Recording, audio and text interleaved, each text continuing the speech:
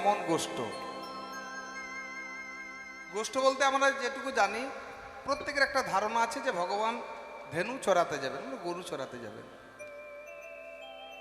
একটা দেখুন, বর্তমান দিনের দেখবেন আমাদের ছেলেমেয়েরা যদি ঠিকমতো পড়াশোনা না করে, ছোটতে আমার বাবা আমাকে খুব বলতেন, এই ঠিকমতো যদি না পড়াশোনা করবি তবে 5টা গরু কিনে দেবো, গরু চড়াতে যাবে।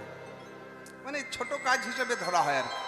হ্যাঁ, কিন্তু যিনি বিশ্ব ব্রহ্মাণ্ডের মালিক, আচ্ছা কেউ শুনেছেন কি মা বাবা বলেছেন এই পড়াশোনা না করলে গরু কিনে দেবো?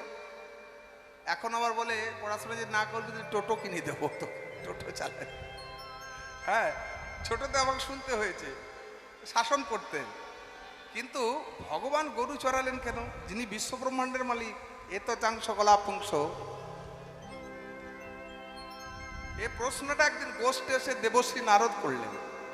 আগে জেনে নিন, আচ্ছা প্রভু তুমি বিশ্ব ব্রহ্মাণ্ডের মালিক, হ্যাঁ, তোমাকে এই বেশে দেখবো ভাবতে পারিনি। তুমি গরু চড়াচ্ছ, আবার বন্ধুদের এঁঠো ফল খাচ্ছ, কাঁধে চড়ছো, কাঁধে করছো। হ্যাঁ, এ তো যাংশ কলা পুংস কৃষ্ণস্তু ভগবান স্বয়ং, তুমি ভগবান। এই লীলা কিন্তু আশা করিনি। তখন দেবশ্রীকে বলছে, দেবশ্রী তুমি বৃন্দাবনে এসে আমাকে ভগবান বললে, কিন্তু ভুলেও যেন এই সখাদের কাছে, আমার সখাদের কাছে বলো না, ব্রজগোপীদের কাছে বলো না, আমার মায়ের কাছে বলো না যে আমি ভগবান। তোমাকে অপমানিত হতে হবে। কৃষ্ণের যত গো লীলা, কৃষ্ণের যত গো খেলা, সর্বতম নর লীলা, নর লীলা, নরগোপু তাহার স্বরূপ, তাহার স্বরূপ, গোপ বেশে বেণুকর, বেণুকর, নবকৌশর নটবর, নটবর, তার লীলা হয় অনুরূপ, তার লীলা হয় অনুরূপ।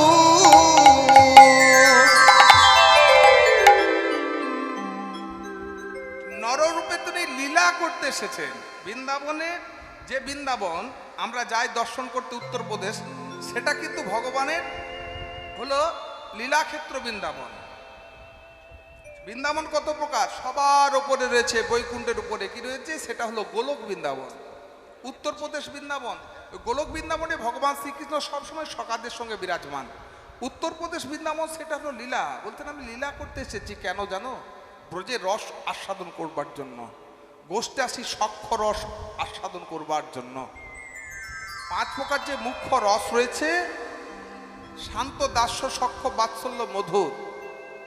শান্ত রসের ভালোবাসাটা কি? শান্ত রসের ভালোবাসা হলো মুনি ঋষিদের ভালোবাসা। মুনি ঋষিরা ভালোবাসেন পরমাত্মা রূপে, শান্ত রসে সেটা ভালোবাসা। দাস্য, তিনি হলেন প্রভু, আমি তার চরণের দাস। যেমন বীর হনুমান ভালোবেসেছেন প্রভু রূপে, সেটা হলো দাস্য রসের ভালোবাসা। সখ্য রসের ভালোবাসা কি? বন্ধু রূপে ভালোবাসা। যেমন শ্রীদাম সুদাম, তাদেরকে কেউ বিশ্বাস করাতে পারেনি যে কানাই তাদের ভগবান, কানাই ভগবান। তারা জানে কানাই আমাদের বন্ধু, তাই তো কাঁধে চড়তে পারে। যেদিনই ভগবান জ্ঞান হবে, তাহলে সখ্য রসটা আর থাকবে না। ভগবান যদি জ্ঞান হয়ে যায়, তাহলে সখ্য রস থাকে কি? বন্ধু, বন্ধু হিসেবে ভালোবাসা। আর বাৎসল্য, শান্ত, দাস্য, সখ্য, বাৎসল্য, ছেলে রূপে ভালোবাসা। আজকের কিন্তু গোষ্ঠ লীলা গমন গোষ্ঠ কিন্তু একেবারে বাৎসল্য রসের লীলা, ছেলে রূপে ভালোবাসা। মাতা যশোমতী ছেলে রূপে ভালোবাসেছে, কোনোদিন ভগবান জ্ঞানে নয়। যাদের বাড়িতে গোপাল সেবা আছে, কারো বাড়িতে আছে গোপাল সেবা? কার বাড়িতে আছে? কোন মায়ের বাড়িতে আছে? নেই? আছে? গোপাল সেবা আছে। আচ্ছা, আপনাদের গোপাল কোথায়? বাড়িতে আছে তো? গোপালের কাছে কে আছে? বাড়িতে আছে? হ্যাঁ, পরশুদিন যেখানে গান করছিলাম, এক মা বলছেন হ্যাঁ আমার বাড়িতে গোপাল আছে। আপনার গোপাল কোথায়? বাড়িতে। গোপালের কাছে কে আছে? কেউ নেই, তালা দিয়ে কীর্তন শুনতে এসেছে। এটা কিন্তু গোপাল সেবা নয়, একেবারে ভুল। গোপাল সেবার তাহলে ভুল হয়ে গেল। আপনার সেটাকে পাথরের গোপাল ভাবছেন, পাথরের ছেলে। আপনার গর্ভজাত সন্তানকে আপনি বাড়িতে রেখে তালা দিয়ে কীর্তন শুনতে আসতে পারবেন? তাহলে এখনো সেই জ্ঞান হয়নি, এটা ভুল। একেবারে ছেলেরূপে ভালোবাসতে হবে, যেমন ছেলেকে যেভাবে মানুষ করেন বাচ্চা ছেলেকে, ঠিক সেভাবে, সেটাই হলো গোপাল সেবা। আর আপনি যদি ভগবান মনে করেন তাহলে কিন্তু সেটার গোপাল সেবা হলো। আমার ছেলের সঙ্গে যেমন আচরণ করেন, নিজের পেটে ছেলেকে তালা দিয়ে যেমন কীর্তন শুনতে আসতে পারবেন না, কারো কাছে রেখে আসতে হবে, তেমনই গোপালে কারো কাছে রেখে আসবেন। কেউ যদি থাকা না থাকে, যেখানে বেড়াতে যান আপনি সঙ্গে করে নিয়ে যাবেন।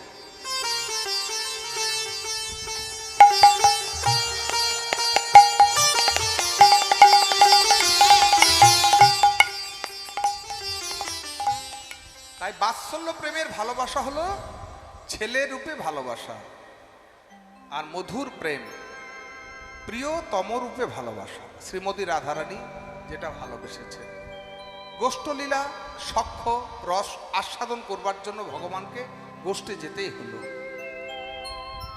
কারণ বৃন্দাবনে যতগুলো লতা গুল্ম বৃক্ষ আছে, প্রত্যেকটা কিন্তু একজন মুনি ঋষি।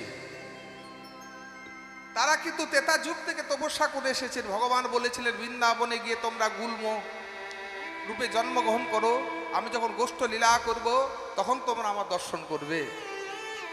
তাই গমন গোষ্ঠ বাৎসল্য রস। চলুন একটু তার নামে জয়ধ্বনি দিতে দিতে আমরা লীলাতে প্রবেশ করি। শ্রী রাধা রমন রমণী মন মোহনা বৃন্দাবন বন দেবা দেবা।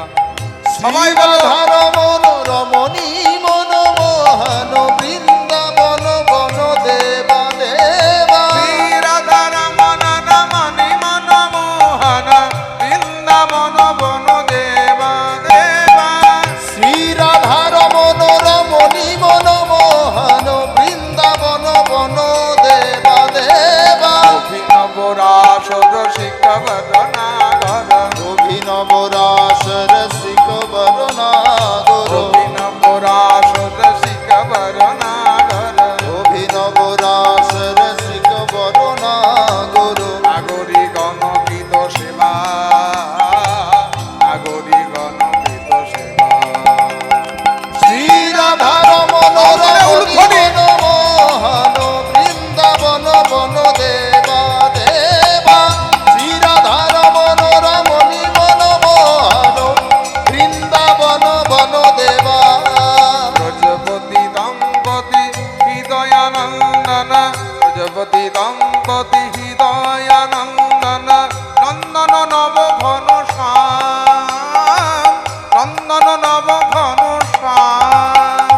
নন্দীশ্বর পুর পুরট পটাম্বর, নন্দীশ্বর পুর পুরট পটাম্বর। নন্দীশ্বর পুর পুরট পটাম্বর। নন্দীশ্বর পুর পুরট পটাম্বর। রামানুজ গুণধাম, রামানুজ গুণধাম, রামানুজ গুণধাম। শ্রী রাধা রমন রমণী মন বাহুদুলে, মোহন বাহুদুলে। বৃন্দাবন বন দেবা দেবা। শ্রী রাধা রমন রমণী মন মোহন বৃন্দাবন বন দেবা দেবা।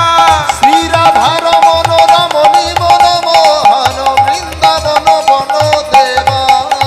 কালিয় দমন গমন জিতি কুঞ্জর, কালীয় দমন দমন জিতি কুঞ্জর। কালিয় দমন গমন জিতি কুঞ্জর, কালীয় দমন দমন জিতি কুঞ্জর। কুঞ্জর মনোরতি রঙ্গ, কুঞ্জর মনোরতি রঙ্গ। গোবিন্দ দাস হৃদয় মনি মন্দির, গোবিন্দ দাস হৃদয় মণি মন্দির। গোবিন্দ দাস হৃদয় মনি মন্দির। গোবিন্দ দাস হৃদয় মণি মন্দির। অবিকল মুরতি ভঙ্গ, অবিকল মুরতি ভঙ্গ, অবিকল মুরতি ভঙ্গ। শ্রী রাধা রমন রমণী মন মোহন বৃন্দাবন বন দেবা দেবা। রাধা রমন রমণী মন মোহন বৃন্দাবন বন দেবা দেবা। শ্রী রাধা রমন রমণী মন মোহন বৃন্দাবন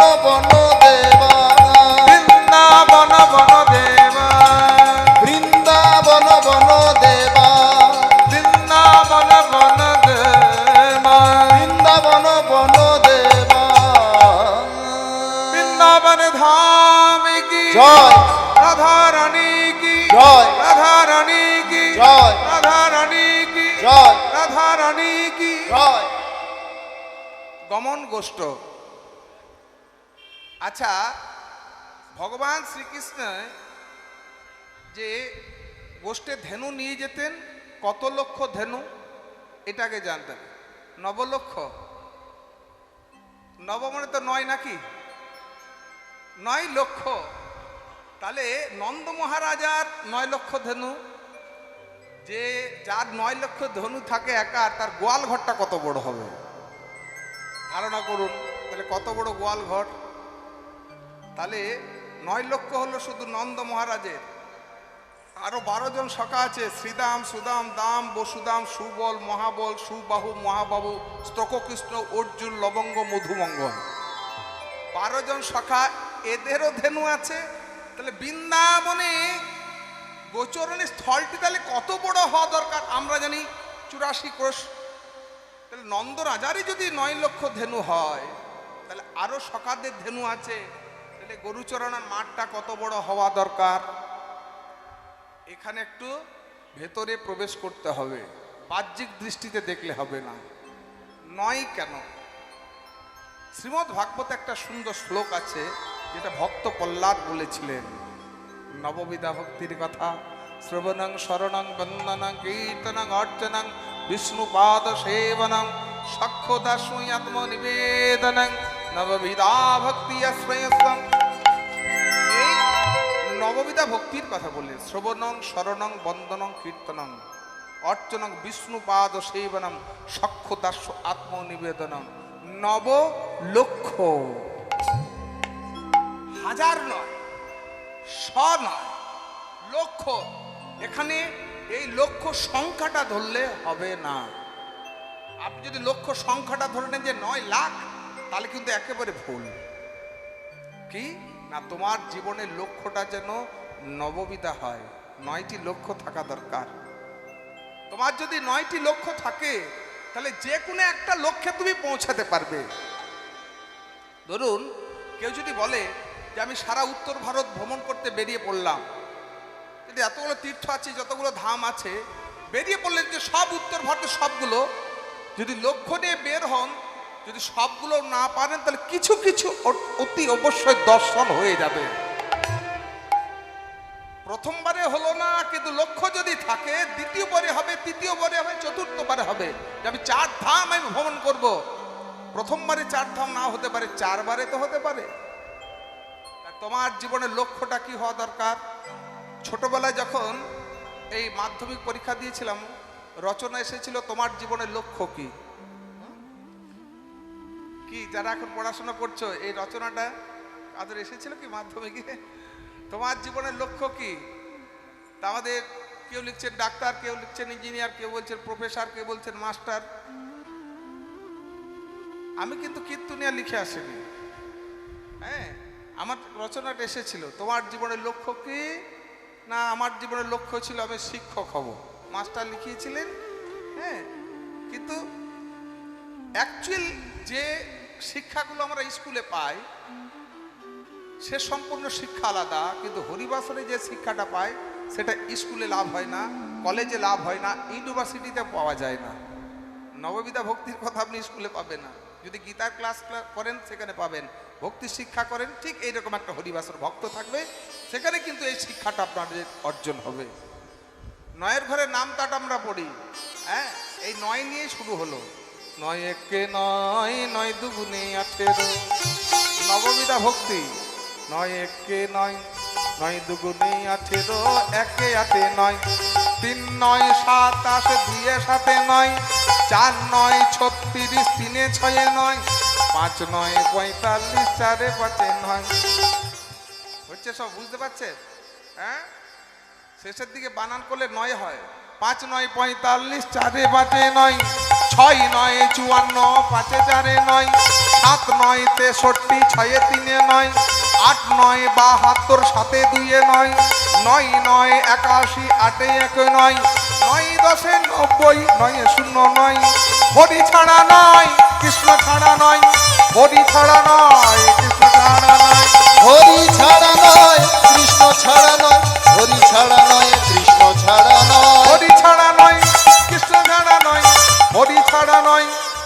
ছাড়া নয়। তুমি যদি এই লক্ষ্য ঠিক রাখো তবেই তোমার নরজনমটা সার্থক হবে। লক্ষ্যটা ঠিক রাখো। গাড়ি বাড়ি টাকা পয়সা কি করে হবে এটা তোমার জীবনের লক্ষ্য নয়। কি করে টাকা পয়সা রোজগার করবে এটা তোমাদের জীবনের লক্ষ্য নয়। তোমার জীবনের লক্ষ্য হলো কৃষ্ণ প্রাপ্তি, যার জন্য আমরা এসেছি কলিযুগে। কৃষ্ণ প্রাপ্তি হলো নরজনমে সার্থকতা। তাহলে নবলক্ষ ধেনু, ভগবান শ্রীকৃষ্ণের বাঁশিতেও 9টা ছিদ্র, আমাদের দেহের মাঝেও আছে 9টি ছিদ্র। মুখের মধ্যে 1, নাকে 2, 3, চোখে 2, 3 আর 2 5, কানে 2, 5 আর 2 7, মলদ্বার আর মূত্রদ্বার। এই তো নয়, দেহতত্ত্বের ব্যাপার। পরিষ্কার হলেন যে 9 লক্ষ্য কি বলতে বোঝাতে চাইছেন। তোমার জীবনের কিন্তু 9টি লক্ষ্য স্থির রাখো। 9টি লক্ষ্য। যার জীবনের লক্ষ্য নেই সে কোনোদিন প্রতিষ্ঠিত হতে পারে না, জয়ী হতে পারে না। প্রত্যেকের জীবনে কিন্তু একটা লক্ষ্য থাকা দরকার। শিশুকাল থেকে পড়াশোনা করে কেউ বলে আমি বড় রাজনীতিবিদ হব, অর্থনীতিবিদ হব, ডাক্তার হব, ইঞ্জিনিয়ার হব, প্রফেসর হব। কেউ খেলাধুলা করেন আমি ক্রিকেটার হব, ইন্ডিয়ার টিমে খেলবো। তার লক্ষ্য যদি স্থির না করো তুমি পৌঁছাবে কি করে? আমি বাড়ি থেকে বাইক নিয়ে বের হলাম, কোথায় যাব ঠিক নেই, ভ্রষ্ট হয়ে ঘুরে বেড়াবো। কিন্তু স্থির যদি থাকে আমি বৃন্দাবন যাব, কলকাতা যাব, ঠিক পৌঁছে যাব। তাই তোমার জীবনের লক্ষ্যটা ঠিক রাখো। গমন গোষ্ঠ দেখি বাৎসল্য রস, মাতা যশোমতী সকালবেলা ঠিক আঙিনার মাঝে গোপালকে নিয়ে খেলা করছে। বলে বসে, গোপাল এদিকে আয়, আয় আয়। বসিয়া মা এরো ও মায়ের কোলে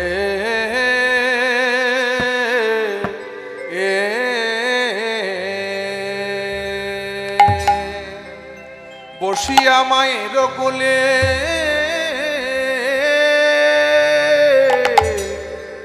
ননি খেতে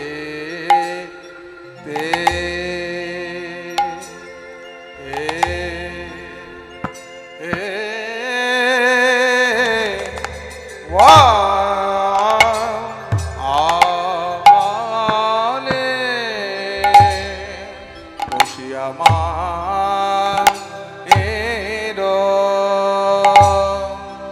ও মায়ের কোলে আহা মরি রে, আহা মরি রে। বলে দে মায়া মায় ননি দে মা গোষ্ঠে যাবার, গোষ্ঠে যাবার সময় হলো। গোষ্ঠে যাবা গোষ্ঠে যাবা সময় হলো। গোষ্ঠে যাবার, গোষ্ঠে যাবার সময় হলো। গোষ্ঠে যাবার, গোষ্ঠে যাবার সময় হলো। দে মাননি দে মায়া মায় ননি দে মা। দে মাননি দে মায়াময় ননি দে মা। গোষ্ঠে যাবার, গোষ্ঠে যাবার সময় হলো। গোষ্ঠে যাবার, গোষ্ঠে যাবার সময় হলো। গোষ্ঠে যাবার, গোষ্ঠে যাবার সময় হলো। গোষ্ঠে যাবার,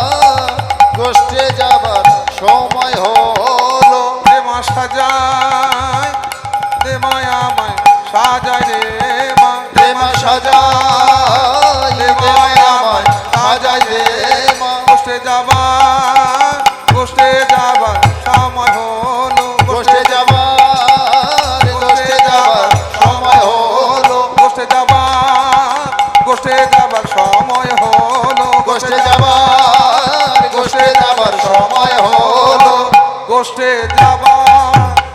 যাবার সময় হলো গোষ্ঠে যাবার সময় হলো গোষ্ঠে যাবার সময় হলো গোষ্ঠে যাবার সময় হলো গোষ্ঠে যাবার সময় হলো গোষ্ঠে যাবার সময় হলো ও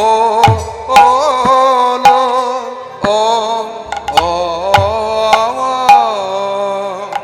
বসিয়া মা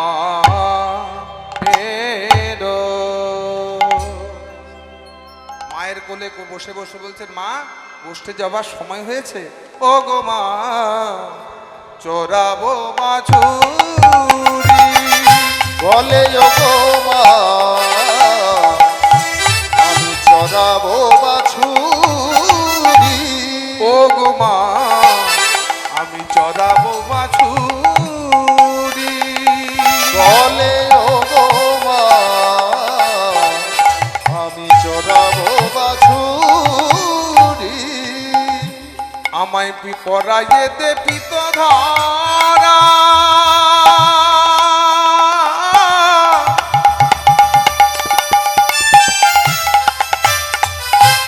মন্ত্র পড়ি বাঁধ চূড়া মাগো পরায়ে দে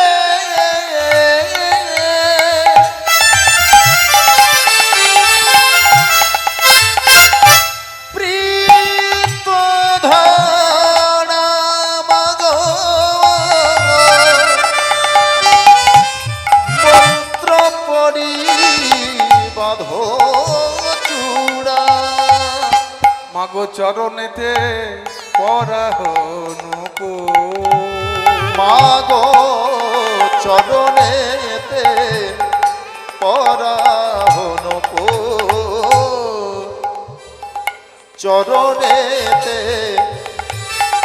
পরাহন কো চরণেতে পরাহন কো পরায়ে দে প্রীত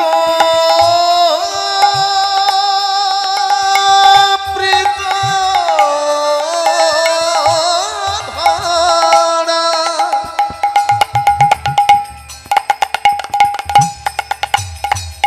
ও গো মা গো ও মা যশোমতী মা আমার মা গো আমায় পরাইয়ে দে পিত ধারা মন্ত্র পড়ি বাঁধ চূড়া পরায়ে দে প্রীত ধারা মন্ত্র পড়ি বাঁধ চূড়া মাগো চরণেতে পরাহনুকো মাগো চরণেতে পরাহন কো আমার গোষ্ঠে সাজাইয়ে দে মা আমার গোষ্ঠের সাজে সাজাইয়ে দে মা মাগো হইল অধিক বেলা গোষ্ঠে সাজাইয়ে দে মা মাগো হইল অধিক বেলা গোষ্ঠের সাজে সাজায়ে দে মা মাগো হইল অধিক বেলা আর বিলম্ব করো না মা মাগো হইল অধিক বেলা আর বিলম্ব করো না মাগো হইল অধিক বেলা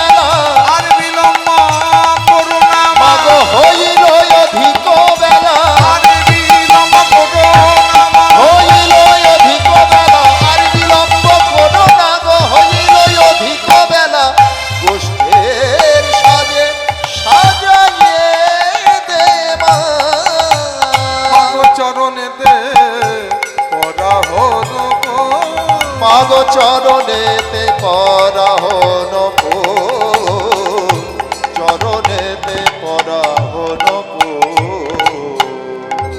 দেখুন,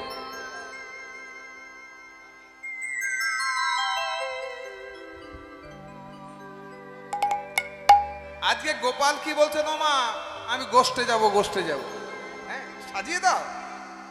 ননি খেতে খেতে বলতে সাজিয়ে দাও, আমি গোষ্ঠে যাব। কোনো মা বাবা কি চান, কোনো মা কি চান যে আমার ছেলে গরু চড়াতে যাক?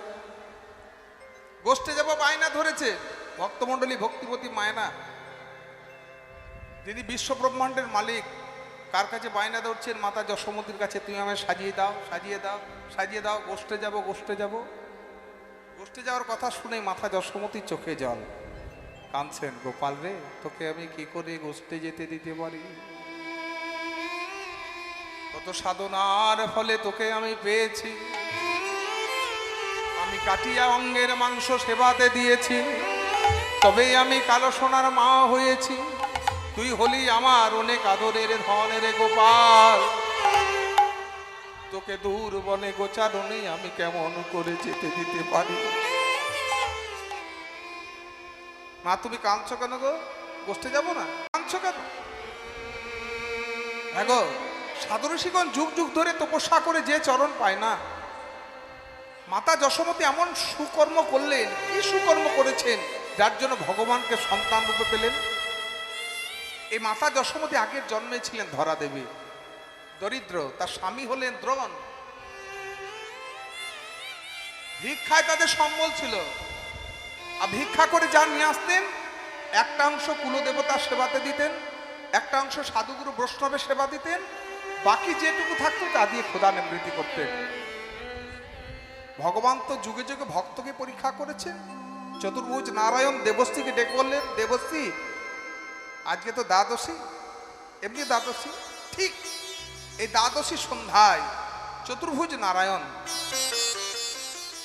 দেবশ্রী নারদকে সঙ্গে করে ব্রাহ্মণের রূপ ধারণ করে ধরা দেবীকে পরীক্ষা করতে এলেন। ভবদেবীকং দেহি মাদ, আসুন আসুন ব্রাহ্মণ, আসন গ্রহণ করুন,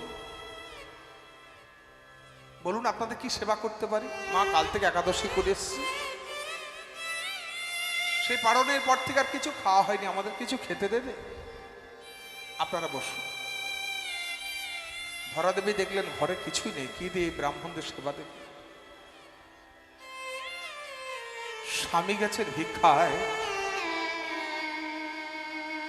এখনো তো তিনি ফিরলেন না। আর ভুক্ত অবস্থায় যদি অতিথি ফিরে যায় গৃহস্থীর অমঙ্গল হবে। যাই দেখে একটু ভিক্ষা পাই যদি। প্রচন্ড ঝড় জল, ওগো একটু দরজা খোলো, আমাকে কিছু ভিক্ষা দাও, আমার বাড়িতে অতিথি বসে আছে, আমি তাদের সেবা দেব। ওগো তোমরা একটু দরজা খোলো, বাড়িতে অতিথি বসে আছে, তাদের আমি সেবা দেব, দরজা খোলো। নিয়তির কি পরিহাস, ধরাদেবীর কণ্ঠস্বর কোনো গৃহস্থের কর্ণে পৌঁছালো না। হতাশ হয়ে যখন ফিরে আসছেন, দেখছেন পথের ধারে এক দোকানি দোকান পেতে বসে আছে। অনল, অনল, দোকানি, দোকানি আমার বাড়িতে অতিথি বসে আছে, তাদের আমি সেবা দেবো, অতিথি সেবার কিছু সামগ্রী আমায় দাও, তন্ডুল দাও। দেব, অবশ্যই দেব, মূল্য তো দিতে হবে। এই মুহূর্তে আমার কাছে মূল্য নেই, তবে তোমার ঋণ আমি পরিশোধ করে দিয়ে যাব। দিতে পারবো না, ঋণে কিছু দিতে পারবো না, তবে একটা শর্ত আছে, তোমাকে আমি দিতে পারি। কি শর্ত? আমি সব শর্ত মানতে রাজি আছি।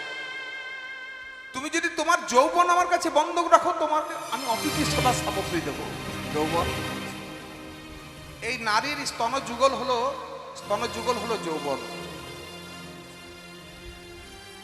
আরে দোকানি, এই যে আমার স্তনযুগল, একটা হলো আমার স্বামীর অধিকার, ডান দিকেরটা কখন থেকে? যখন সমুদ্র মন্থনে হলাহল বিষ উঠে এলো, সেই হলাহল বিষকে কেউ নিতে চাইল না, ভোলানাথ কণ্ঠে ধারণ করলেন। সেই বিষ যদি ভূমিতে পড়ে, ভূমি চৌচির হয়ে যাবে, ধ্বংস হয়ে যাবে। ভোলানাথ কণ্ঠে ধারণ করলেন, বিষের জ্বালা সইতে পারছিলেন না। পার্বতী এসে দক্ষিণ স্তন পান করিয়েছিলেন বিষের জ্বালা দূর করবার জন্য। সেদিন থেকে দক্ষিণ স্তন হলো স্বামীর অধিকার, আর বাম স্তন হলো বাৎসল্য, ছেলের অধিকার। আমি বাৎসল্য প্রেমে তোকে দেবো আমার স্তন, দে আমায় ধারালো অস্ত্র দে। এই নাও। ধরাদেবী বাম স্তন ছেদন করে দোকানির কাছে বন্ধক রেখে ক্ষতস্থানে বসন জড়িয়ে অতিথি সেবার সামগ্রী নিয়ে ঘরে ফিরে এলেন। সম্পূর্ণ আয়োজন করে, আপনারা বসুন, সেবা গ্রহণ করুন। যেই আর নুই নিয়ে সেবা দিতে গেলেন, চতুর্ভুজ নারায়ণ ব্রাহ্মণ বেশে এসেছে।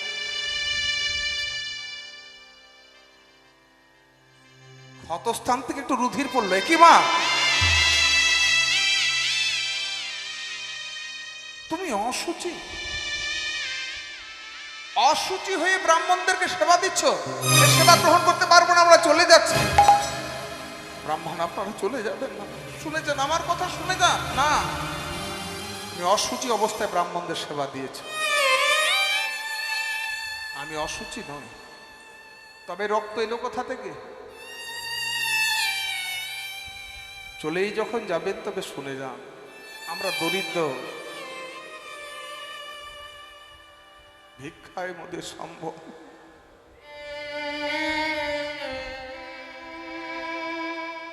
কয়েকদিন আমরা ভিক্ষা করতে পারিনি, এমতো অবস্থায় আপনারা এসেছেন, ঘরে কিছু ছিল। আমার স্বামীও ভিক্ষায় গেছেন, তিনি ফেরেননি। আপনাদের সেবা দেবো বলে আমি ভিক্ষায় বেরিয়েছিলাম, কেউ দরজা খোলে। অবশেষে এক দোকানির কাছে আমার স্তন বন্ধক রেখে আপনাদের সেবার আয়োজন করেছি। এ হলো আমার ক্ষতস্থানের রুধির।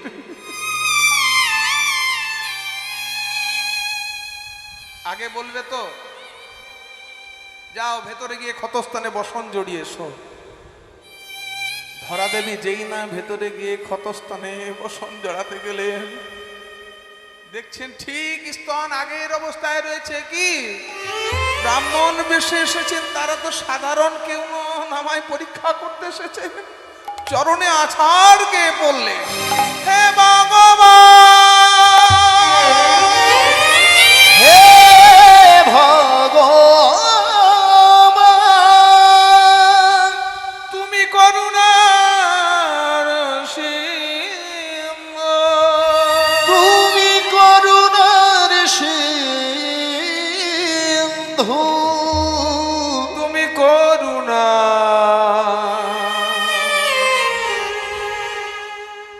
করুণা করো, তুমি মোর করুণা করো।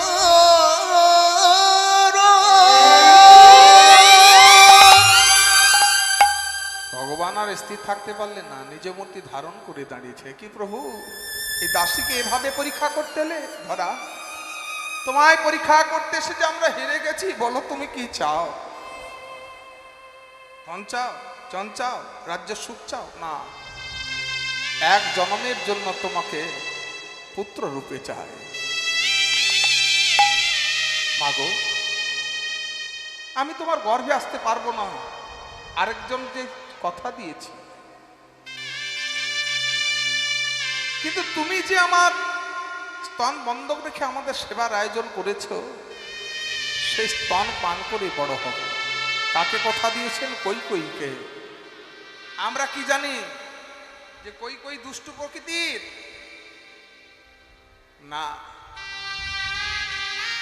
কৈকেয়ীর জন্য ভগবান রামচন্দ্রকে 14 বছরের জন্য বনবাসে যেতে হয়েছিল। 14 বছর বনবাসে গেলেন, কৈকেয়ীর চৈতন্য হলো, কি রামের মতো ছেলেকে আমি বনবাসে দিলাম, রাম হেন ধনকে আমি বনবাসে দিলাম, আমি ভুল করেছি, ভুল করেছি। রাম যখন 14 বছর পূর্ণ করে অযোধ্যায় ফিরে আসবে, সবার আগে যদি আমাকে মা বলে না ডাকে, আমি বিষ পান করে প্রাণ বিসর্জন দেব। আর আমার ঘরে এসে যদি আমায় মা বলে ডাকে, আমি দুধ পান করাবো। 14 বছর পূর্ণ করে ভগবান রামচন্দ্র যখন অযোধ্যায় ফিরলেন, সবার আগে মা কৈকেয়ীর ঘরে গিয়ে মা বলে ডেকেছিলেন, মা। রাম রে, তুই এসেছিস বাবা? তোর মতো ছেলেকে আমি বনবাসে দিলাম রে বাবা। তুই তো আমার গর্ভের ছেলে নস, সতীনের ছেলে, তাই তোকে আমি বনবাসে দিতে পেরেছিলাম। তুই যদি আমার গর্ভজাত সন্তান হতিস, তবে তোকে কি আমি বনবাসে দিতে পারতাম? তোর কাছে একটা নিবেদন মা হয়ে চাইবো, দিদি বাবা? বলো মা, তুমি কি চাও? এক জন্মের জন্য তুই আমার গর্ভজাত সন্তান হবি। গর্ভে এলেও আমি তোমার দুধ পান করতে পারবো না, আরেকজনকে কথা দিয়েছি। কৈকেয়ী হলেন দৈবকী, ধরা দেবী হলেন যশোমতী। এই যশোমতী আজ কেঁদে কেঁদে বলছেন, গোপাল তুই গোষ্ঠে যেতে চাইছিস, তোকে আমি কত সাধনা কামনা করে পেয়েছি, কাটিয়া অঙ্গের মাংস সেবাতে দিয়েছি, আমি সেবাতে দিয়েছি, তবে আমি কালো সোনা মা হয়েছি। তবে আমি কালো সোনা মা যে হয়েছি। কিন্তু মা, গোষ্ঠে যাব না। দেখো না, আমার বন্ধুরা সব দাঁড়িয়ে আছে, আমায় ভালো করে তুমি সাজিয়ে দাও। চিন্তা করো না মা গো, লোকা তিলকা ভালে।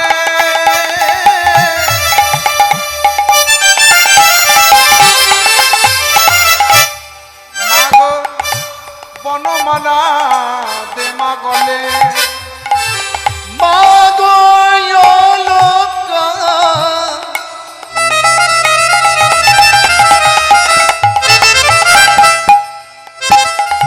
তিলকা ভালে, বনমালা দে মা গলে। মঙ্গ সিংহা বেনু বেতো দে মোর হাতে। মাগো সিংহা বেনু বেত্র দে মোর হাতে। আমার গোষ্ঠে সাজে সাজাইয়ে দে মা। আমার গোষ্ঠের সাজে সাজাইয়ে দে মা। মাগো হইলা অধিক বেলা, গোষ্ঠের সাজে সাজাইয়ে দে মা। মাগো হইল অধিক বেলা, গোষ্ঠের সাজে সাজাইয়ে দে মা। ও মা, দেখছেন কত বেলা হলো, সাজিয়ে দাও। ওই দেখো, ওই দেখো কারা আসছে, আমার বন্ধুরা, শ্রীদাম সুদাম, ওই সুবলাদি বলরাম। শ্রীদাম সুদাম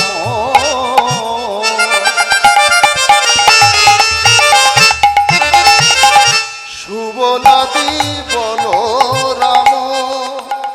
মাগো তারা রয়েছে রাজপথে দাঁড়াইয়ে। তারা রয়েছে মা রাজপথে দাঁড়ায়ে।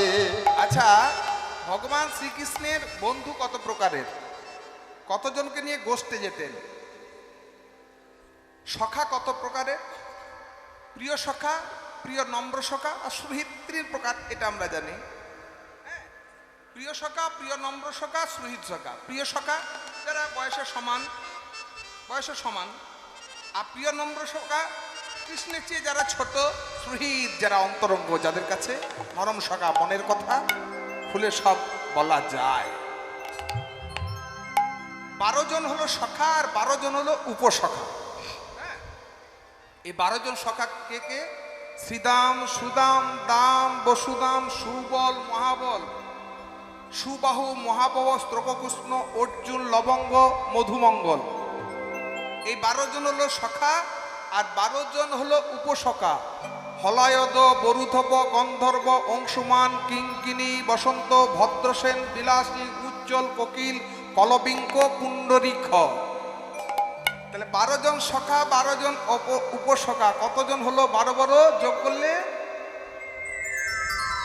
হ্যাঁ কতজন হলো? 25 জন, 24। ও তাহলে ভুল হয়ে গেছে। মাঝে মাঝে ভুল বলতে হয়, মহাজনরা বলছেন, তাহলে মন দিয়ে শুনছে কেন বোঝা যাবে। 24 জন সখা, বলাই দাদা একজন, কত হলো? 25, শ্রীকৃষ্ণ একজন, 26। দেহটা যদি বৃন্দাবন হয়, এখানে সখা আছে, গোবিন্দ আছেন, বলাইও আছে। আমাদের দেহটা কত তত্ত্ব দিয়ে তৈরি? 24 তত্ত্ব দিয়ে আমাদের মানব দেহটা তৈরি। 24 জন সখা, আমাদের দেহটাই হলো 24 তত্ত্ব দিয়ে তৈরি। এই তত্ত্বটা যদি বোঝেন, এটা যদি উপলব্ধি করতে পারেন, আমার দেহটা যদি বৃন্দাবন হয়, এখানে যদি ভগবান বিরাজ করেন, ভগবান রয়েছেন, বলাই দাদা রয়েছেন, হ্যাঁ সখারা রয়েছেন, তাহলে এই দেহকে আমি অপবিত্র করব কেন? অপরাধ করব কেন? দেহ যদি আমার বৃন্দাবন হয়, ভগবান যদি থাকেন, না এই দেহকে নিয়ে খেলা করো না। সবসময় এই জন্য বললেন, সবসময় কৃষ্ণ রসে মজে থাকো, তোমার এটা স্মরণ থাকবে। 24 তত্ত্ব দিয়ে আমাদের দেহটা তৈরি। 10 ইন্দ্রিয়, চক্ষু, কর্ণ, নাসিকা, জিহ্বা, ত্বক, বাক, বাণী, পাদ, পায়ু, উপস্থ। 10 ইন্দ্রিয়, 6 রিপু, কাম, ক্রোধ, লোভ, মোহ, মদ, মাৎসর্য। 10 আর 6 হলো 16। পঞ্চভূত, ক্ষিতি, অপ, তেজ, মরুদ, বোম। ক্ষিতি মানে কি? ক্ষিতি মানে মাটি, অপ মানে জল, এর মাঝে আছে। ক্ষিতি মানে মাটি, অপ মানে জল, তেজ মানে আগুন, মরুদ মানে হচ্ছে বাতাস, বোম মানে হলো আকাশ। এই দেহটা হলো পঞ্চভূতের দেহ, স্থল দেহ।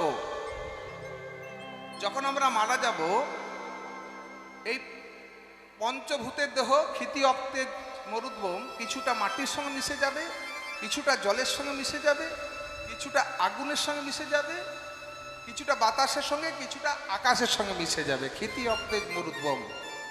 তাহলে 16 আর 5 কত হলো? 21। মন, বুদ্ধি, আত্মা। এই যে 24 ইন্দ্রিয়ের মধ্যে সর্বশ্রেষ্ঠকে, মনকে বলা হচ্ছে সর্বশ্রেষ্ঠ। আবার এই যে আত্মাও রয়েছে দেহের মাঝে। আত্মা কেমন বস্তু?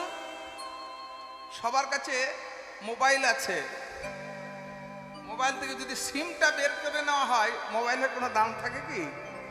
ঘরের এক করে সিম নেই, ঘরের এক করে পড়ে থাকে। যেই সিম প্রবেশ হলো, চালু হয়ে গেল, কানেক্ট, হ্যাঁ কথা বলতে পারবেন, সব কিছুই হবে। কিন্তু সিম যদি না থাকে, মোবাইলের কোনো মূল্য থাকে না। তেমনি দেহ থেকে যদি আত্মাটা বেরিয়ে যায়, হরিবোল হরিবোল, দেহের কোনো মূল্য থাকে? তারপর আপনার কি পরিচয় হবে বলুন তো? বলো হরি হরি বল। ওই মরাবাহী যানটা যখন পেরিয়ে যাবে, কি বলে? ওতে মরা যাচ্ছে। মানুষের শেষ পরিচয় হলো, শেষ নাম হলো মরা। আত্মা বেরিয়ে গেল, আর দেহের কোনো মূল্য থাকে না। কিন্তু 84 লক্ষ জনি ভ্রমণ করে দেহ পেয়েছি। আত্মা, ভক্তমণ্ডলী, ভক্তিমতী মায়েরা, আমরা তো দেহকে প্রত্যেকদিন স্নান করাই। আত্মা স্নান হবে করে কি করে? আত্মা শুদ্ধ হবে কি করে? মহাপ্রভু একটি শ্লোকের মাধ্যমে, এখন একটা চিঠি এলো না, ভক্ত দিয়ে গেলেন যে একটু শ্লোকের ব্যাখ্যা হলে ভালো হয়। এই কথাটা, এই চিঠিটা পড়ে এই কথার সঙ্গে মিলে গেল। মহাপ্রভু এই সুন্দর একটা আত্মা স্নানের কথা বলেছেন। চৈতদর্বনমার্জনং ভবো মহাদবগ্নি নির্মাপনং শ্রেয় কৌরব চন্দ্রিকা বিতরণং বেদ্যাবধু জীবনম আনন্দম বিধিবর্ধনং পদীপদং পুণ্যামৃতং স্বাদনম সর্বোত্মা স্নপনং পরং বিজয়তে শ্রী শ্রীকৃষ্ণ সংকীর্তনং। বিজয়তে শ্রীকৃষ্ণ সংকীর্তন।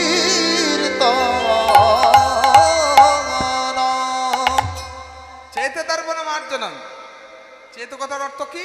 হরিনাম শ্রবণ করলে মনরূপ আয়না পরিষ্কার হয়ে যায়। যার মন পরিষ্কার সব ঠিকঠাক, আর যার মন পাপে ভরা, ময়লার ভরা, সে কোনো কাজে কিন্তু জয়ী হতে পারে না। সবার চোখে কুনজরে থাকে, মানুষটা ভালো না, মনটা ভালো না। মন পরিষ্কার করার শ্রেষ্ঠ জায়গা হলো হরিবাসর। মহাপ্রভু বলেছেন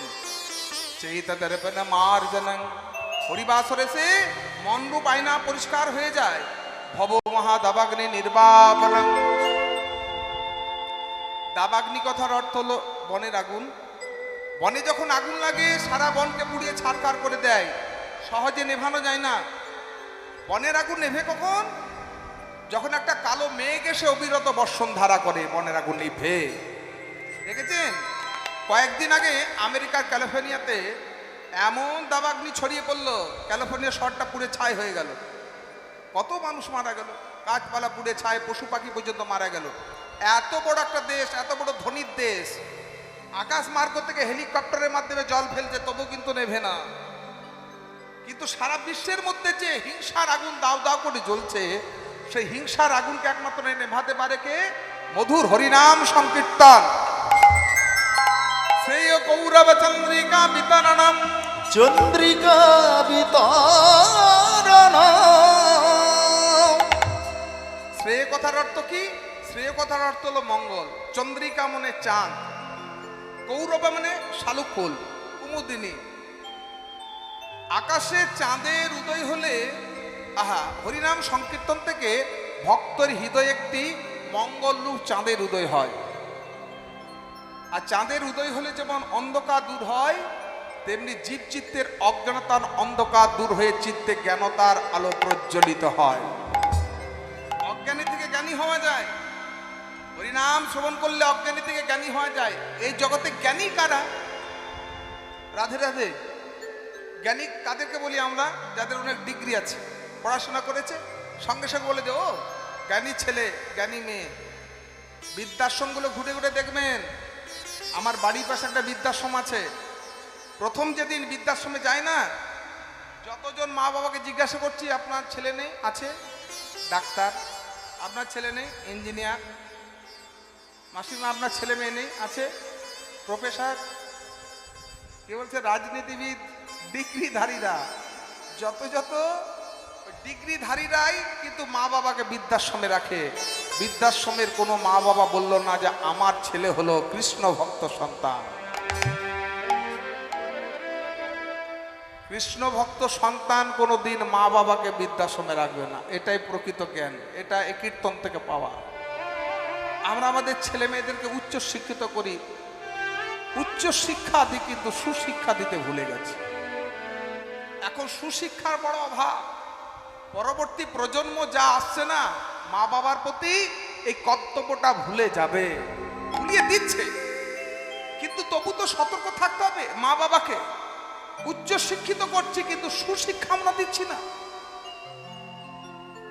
আমেরিকায় একমাত্র ছেলে চাকরি করে, মা বাবাকে বৃদ্ধাশ্রমে রেখে দিয়ে গেছে। বৃদ্ধাশ্রম থেকে ছেলেকে চিঠি লিখছেন, ওখানে তোকে আমি উচ্চ শিক্ষিত করেছি, উচ্চ শিক্ষা দিয়েছি, কিন্তু তোকে আমি সুশিক্ষা দিতে ভুলে গেছি। আমরা সবসময় চাই ছেলে আমার ভালো রেজাল্ট করুক, ঠিক আছে। শুধু ভালো রেজাল্ট করলে হয়তো সে ভালো ভালো চাকরি পাবে, বড় ডিগ্রিধারী হতে পারবে, প্রতিষ্ঠিত হতে পারবে, কিন্তু সুশিক্ষাটা তো দিতে হবে, সংস্কারটা তো দিতে হবে। মা বাবাকে শ্রদ্ধা করতে ভুলে গেছে, কারণ আমরা নিজেরাই শ্রদ্ধা ভক্তি করি না গুরুজনদেরকে। আমাদের ছেলে মেয়েদেরকে কি শিক্ষা দেব? আমরা তো আমাদের ছেলে মেয়েদেরকে সেলফিশ করে তুলছি, স্বার্থপর, নিজে যে অন্যকে দিয়ে খাও। আমরা বলে দিচ্ছি দিও না, কিন্তু কোনো মা বাবা যদি বলে শোন বাবা টিফিন দিলাম, বন্ধুদের সঙ্গে ভাগ করে খাবি, কজন বলে গো কাউকে দিবি না, তাহলে সে তো সেলফিশ ছেলে তৈরি হবে। ছোট ছোট জিনিসগুলো আমরা খুব ভুল করি। ছেলে মেয়েদেরকে সুশিক্ষা দিন। বিদ্যাবধূ জীবনম। হরিনাম সংকীর্তন হলো বিদ্যাবধূর জীবন স্বরূপ। বধূ যেমন সর্বদাই দেখবেন ঘোমটা দিয়ে থাকে হরিনাম সংকীর্তনের, তেমনি ভক্তকে হরিনাম এত সুন্দর লজ্জিত করে রাখে, জগতের কাছে সবসময় হাম বড়াই করে বেরোয় না, অহংকার করে না। বিদ্যা কোন স্বরূপ? বিদ্যা হলো জ্ঞান স্বরূপ। জেনে নিন, পড়াশোনাটা কিন্তু জ্ঞান অর্জন করবার জন্য, চাকরি বাকরি করবার জন্য নয়। এটা আজ থেকে 5,500 বছর আগে, 550 বছর পূর্বে মহাপ্রভু বলেছেন। আমাদের ভারতবর্ষে প্রাক্তন রাষ্ট্রপতি স্বর্গীয় ডক্টর আব্দুল কালাম বললেন, আমরা আমাদের ছেলে মেয়েদেরকে টাকা রোজগার করার মেশিন তৈরি করছি। দেখবেন কতজন মা বাবা বড়াই করে বলেন, আমার ছেলে লন্ডনে চাকরি করে, 5 লক্ষ টাকা মাইনে পায়।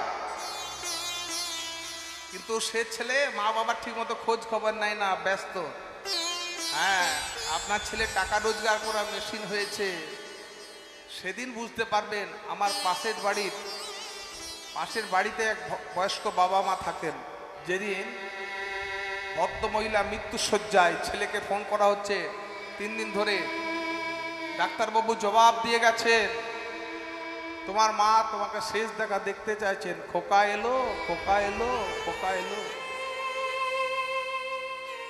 ছেলে বলছে, এখন আমার সময় নেই, বড় একটা দায়িত্ব নিয়ে আমি অন্য জায়গায় চললাম, যত টাকা লাগে আমি পাঠিয়ে দিচ্ছি, ট্রিটমেন্ট করাও। ছেলের মুখ না দেখতে পেয়ে মা মারা গেল। কিন্তু প্রকৃত জ্ঞান যদি থাকতো, টাকাকে তুচ্ছ করে, জবকে তুচ্ছ করে মা বাবার কাছে ছুটে আসতো। এটা হলো প্রকৃত জ্ঞান, যেখানেই থাক না কেন। বিদ্যাসাগর যখন শুনলেন যে তার মা অসুস্থ, নদীর ঝাঁপিয়ে বেরিয়ে এলেন। যেখানে চাকরি করছিলেন কোম্পানির বড়বাবু বলছে, তোমার ছুটি হবে না। বলল, রইল তোমার চাকরি, আমার মা আগে। তাই তো তারা মনীষী, হ্যাঁ, তাই তো তাদেরকে আজকে আমরা আসনে রেখে পূজা করছি। যে ছেলে মেয়ে মা বাবাকে শ্রদ্ধা ভক্তি করতে পারে না, যারা জগতে মানুষকে ভালোবাসতে পারে না, পাষাণ দেবতাকে ভালোবাসবে কি করে? হেঁটে চলে বেড়ানো মা বাবা, ভগবান চোখের সামনে দেখছি, তাকে যদি শ্রদ্ধা ভক্তি করতে না পারি, মন্দিরের ভেতরে পাষাণকে কি করে আমি ভালোবাসবো? বিদ্যাবধূ জীবনম, জীবনম বিদ্যাবধূ জীবন স্বরূপ আনন্দ বুদ্ধিবর্ধন বর্ধন প্রতিপদং পুণ্যামৃতম সাধন আস্বাদন। হরিনামের মতো এত আনন্দ কোনো সঙ্গীতেই নেই। বলবেন কেন? এখানে অর্কেস্ট্রার হলে তো আরো আনন্দ পেতাম, সেটা ক্ষণস্থায়ী। 3 দিন ধরে যদি এখানে অর্কেস্ট্রার হয়, আপনারা কি বলেন, দূর বাবা, কান ঝালাপালা হয়ে গেল, হ্যাঁ, আর ভালো লাগে না, এবার বন্ধ করো তো। আর 3 দিন ধরে হচ্ছে, কেউ বলেছেন বন্ধ করো? কত আনন্দ সবার মনে। এই মাইকে শুনছেন, এই কীর্তন শুনতে যাব, স্নানটা করে নাও, চলো তাড়াতাড়ি যাই, কীর্তন শুনতে যাই। আনন্দ আছে বলে তো শুধু আনন্দ বাড়ে, বাড়তেই থাকে, বাড়তেই থাকে। দুঃখটা কখন পাবেন? কালকে যখন মহন্ত বিদায় হয়ে যাবে, প্যান্ডেলগুলো খুলে নেওয়া হবে, প্রকৃত ভক্ত দেখবেন হাউ হাউ করে কাঁদে। তাহলে তখন যদি বলা হয়, হ্যাঁ গো তুমি কাঁদছো কেন, তখন সেই দুঃখটাকে প্রকাশ করতে পারবেন যে নাম ঠান্ডা হয়ে গেল বলে, এইটুকু বলবেন। কিন্তু ভেতরে ভেতরে আপনি উপলব্ধি করবেন যে হরিনামের মধ্যে কতটা আনন্দ ছিল, কি যেন জীবন থেকে হারিয়ে গেল। আনন্দ বুদ্ধিবর্ধন প্রতিপদং পুণ্যামৃতম সাধন, প্রতি পদে পদে পুণ্যামৃতের স্বাদ পাওয়া যায়। সর্ব আত্মা স্নপনং পরং বিজয়তে। হরিনাম সংকীর্তন থেকে নিজের দেহের আত্মা স্নান হয়। শুধু তাই নয়, এই অঞ্চলে যতজন পশু পাখি কীট পতঙ্গ আছে, সকলের দেহে তো আত্মা রয়েছে, সবার আত্মা স্নান হয়ে যায়। আজ মাতা যশোদী বলছেন, তোকে যেতে দেব না, হেন কালে শ্রীরামে ননি হেন কালে শ্রীরামে লনিতে, হেন কালে শ্রীরামে ননিতে, হেন কালে শ্রীরামে লনিতে। ওই প্রণতি করিয়া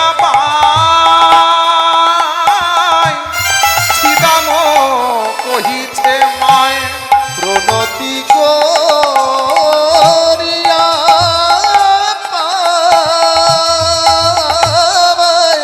শ্রীরামে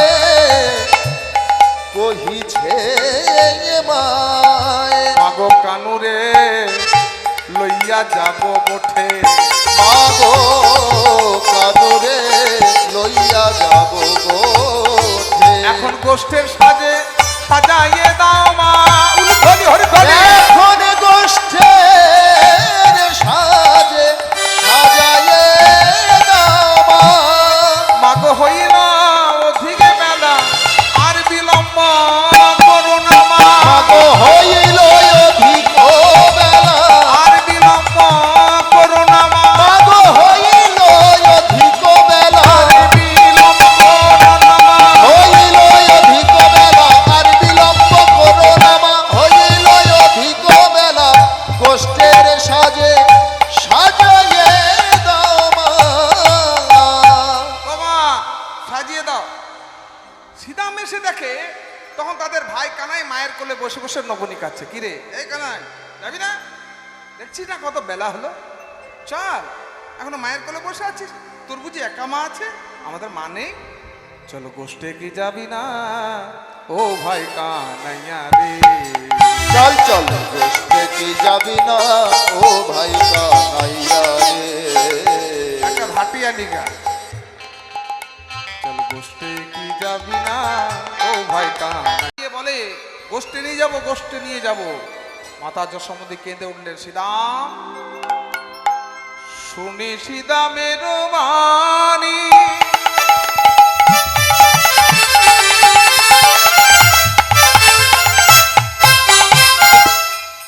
ওরে শ্রীদাম শ্রীদাম রে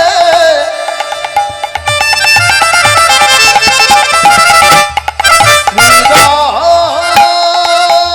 শ্রীদাম রে শ্রীদাম রে শ্রীদাম রে শুনি সীতামের বাণী মূর্ছিত নন্দরানী। শুনি শ্রীদামের বাণী মূর্ছিত নন্দরানী। মগো ভাসে আজ নয়নের জলে। মা ভাসে আজ নয়নের জলে। প্রাণ থাকতে গোপাল দেব না রে। প্রাণ থাকতে গোপাল দেব না রে। সীতাম আজকের মতো তোরাই যারে গোপাল গোষ্ঠে যাবে না রে।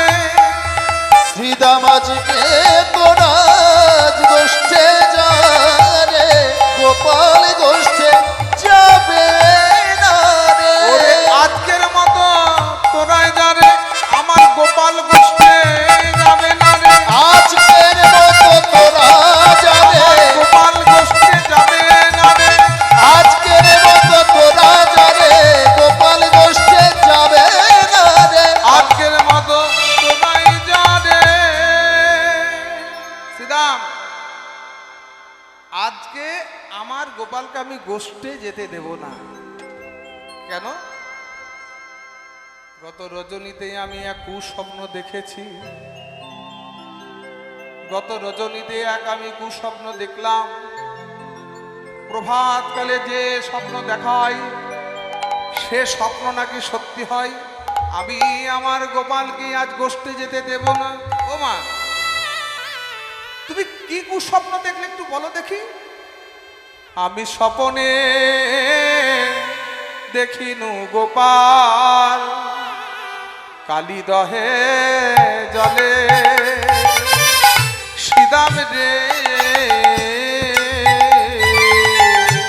আমি স্বপনে দেখিলাম গোপাল কালী দহের জলে। শ্রীদাম রে না জানি কি অভাগিনী আছো এ কপালে। ও গো না জানি কি অভাবিনী যে কপালে।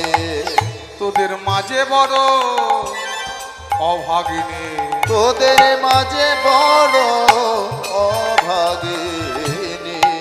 কপালে কি আছে তা আমি নাহি জানি, তোদের মাঝে বড় অভাগিনী। কপালে কি আছে কি জানি, মাঝে বড় অভাগিনী।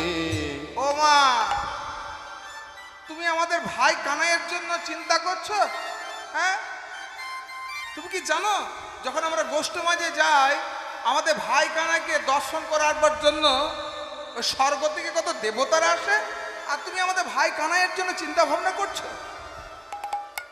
শুনি আসি দাম কহে যশোমতী মায়, ওগো শুনিয়া শ্রীদাম কহে যশোমতী মায়। শুনি আসি দাম কহে যশোমতী ওগো মায়, শুনিয়া শ্রীদাম কহে যশোমতী মায়। ওঠে চাওয়াল গোছারণে কোনো ভয় নাই, লোকে ছাড়া গোচারণে কোনো ভয় ওই নাই। কোঠের ছাওয়াল গোছারণে কোনো ভয় নাই। ওই গোটের ছাওয়ালে গোচারণে কোনো ভয় নাই। ও তো গোষ্ঠে যাবে, ভয় কি? ও তো দেবতারা দর্শন করতে আসে আমাদের ভাই কানাই। বলো কি? ঠিকই বলছি। যখন ওই গোষ্ঠে গিয়ে ভাই কানাই বেনু বাজাই, শুনিয়া মুরলীর রব দিব্য মূর্তি লোকসব, শুনিয়া মুরলী রাম দিব্যমূর্তি লোকে সব। শুনিয়া মুরলীর রব দিব্য মূর্তি লোকসব, শুনিয়া মুরলী রাম দিব্যমূর্তি লোকে সব। আসি দর্শন করে সবে, তারাই আসি দর্শন করে সবে। আসি দর্শন করে সবে। তারাই আসি দর্শন করে সবে। কত দেবতারা আসে আমাদের ভাই কানাইকে দর্শন করতে। তারা শুধু আসে না, তারা কৃষ্ণ কৃষ্ণ কৃষ্ণ বলে। তারা কৃষ্ণ কৃষ্ণ কৃষ্ণ তারা বলে। কৃষ্ণ কৃষ্ণ কৃষ্ণ বলে। তারা কৃষ্ণ কৃষ্ণ কৃষ্ণ বলে। ভাই কানাইকে ঘিরে ঘিরে কৃষ্ণ কৃষ্ণ কৃষ্ণ বলে। ওগো ভাই কানাইকে ঘিরে ঘিরে কৃষ্ণ। আমরা তো ধেনু রাখি, ভাই কানাইকে ঘিরে ঘিরে। আমরা তো ধেনু রাখি। ভাই কানাইকে ঘিরে ঘিরে আমরা সবাই ধেনু রাখি। ভাই কানাইকে ঘিরে ঘিরে কৃষ্ণ কৃষ্ণ কৃষ্ণ বলে। দেবতারা সব বনের মাঝে আসে আর ভাই কানাইকে ঘিরে ঘিরে কৃষ্ণ কৃষ্ণ কৃষ্ণ বলে। আরে কারা আসে নাম তো জানি না, তবে কে কিভাবে আসে সেটা বলতে পারি। তা কে কিভাবে আসে একটু বল দেখি সিদাম। বলা যাবে না, এদিকে বলা যাবে না। বনের কথা ঘরে বলা যাবে না, বনের কথা ঘরে বলা যাবে না। বনের কথা ঘরে বলা যাবে না। বনের কথা ঘরে বলা যাবে না। বনের কথা ঘরে বলা মানা আছে। না না বলা হবে হবে না, বনের কথা ঘরে বলা হবে না। না না না না না না না না না, বনের কথা ঘরে বলা যাবে না। কেন? ও যে বলে দেবে, বলে দেবে।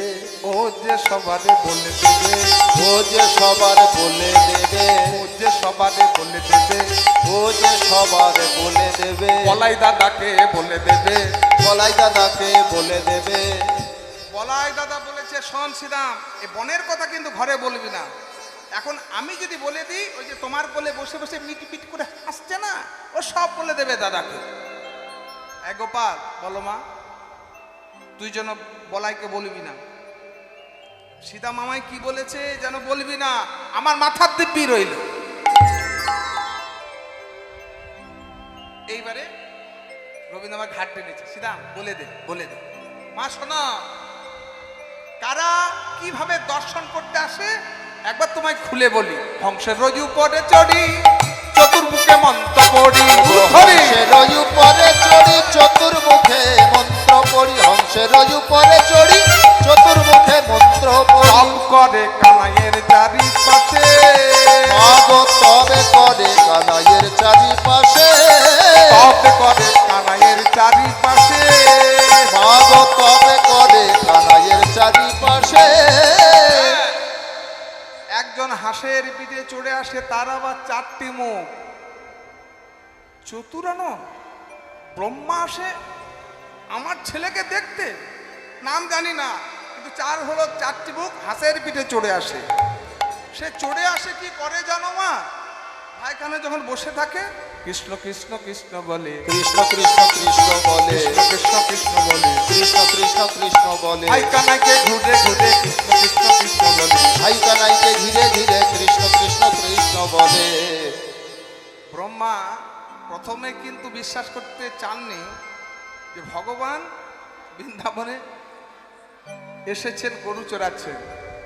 সংবাদটা দিলেন কে? দেবশ্রী। পিতা, একটা ভালো খবর নিয়ে এসেছি। কি খবর দেবশ্রী? স্বয়ং ভগবান বৃন্দাবনে এসেছেন, লীলা করছেন, একটু দেখে আসুন। যা, সত্যি তাই? তাহলে যাই একটু দেখে আসি। এই ব্রহ্মা বৃন্দাবনে এলেন, গোষ্ঠ মাঝে দেখছেন ভগবান গরু চড়াচ্ছেন। এ কি আমার ভগবান নাকি? দেবশ্রীর খেয়ে দিয়ে কাজ নেই, এ রাখালটাকে বলছে ভগবান। হ্যাঁ, ও বাবা, এ তোমার গাছে চড়ছে দেখছি। কেমন ভগবান? ভগবান আর গাছে চড়ে নাকি? বন্ধুদেরকে কাঁধে নিচ্ছে, কাঁধে চড়ছে, কাঁধে করছে, বন্ধুদের এঁটো ফল খাচ্ছে। কেমন ভগবান? এ ভগবান নয়। তাহলে একটু পরীক্ষা করা যাক। এই ব্রহ্মা কি করলেন? এই 9 লক্ষ ধেনু আর 12 জন সখাকে চুরি করে গিরি গোবর্ধনে পাহাড়ের গুহায় রেখে দিলেন। চললেন ব্রহ্মলোকে, গিয়ে বসেছেন। দেবশ্রীকে ডেকে পাঠালো, ও দেবশ্রী, তুমি রাখালটাকে ভগবান বলছিলে? হ্যাঁ, ভগবানই তো।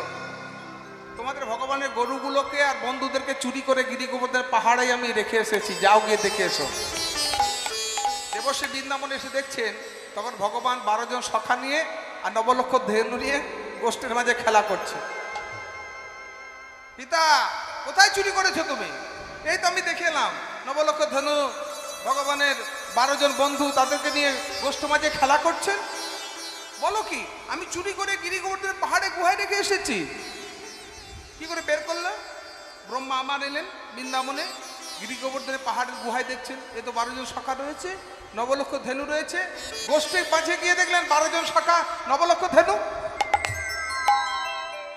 দেখি আবার চুরি করব।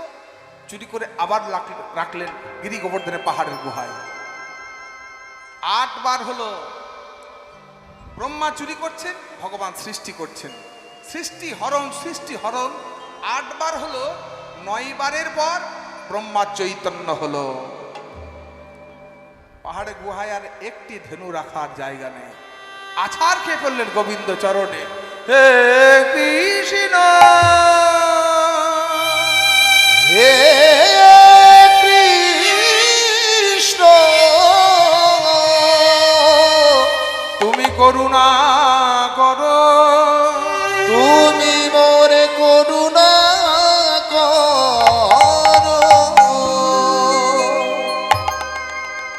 চৈতন্য হলো। ব্রহ্মা, তুমি বৃন্দাবনে সে গো ধেনু হরণ করে দস্যুর পরিচয় দিয়েছ, তাই পরের জন্মে তুমি দস্যুকুলে জন্ম হবে। সেই ব্রহ্মার জন্ম হলো, দস্যুকুলের নাম হলো ভক্ত পল্লব। তাই আজকে সেই ব্রহ্মা বৃন্দাবনে এসে কৃষ্ণ কৃষ্ণ কৃষ্ণ কৃষ্ণ নাম জপ করে। আরে শ্রীরাম, আর কে আসে?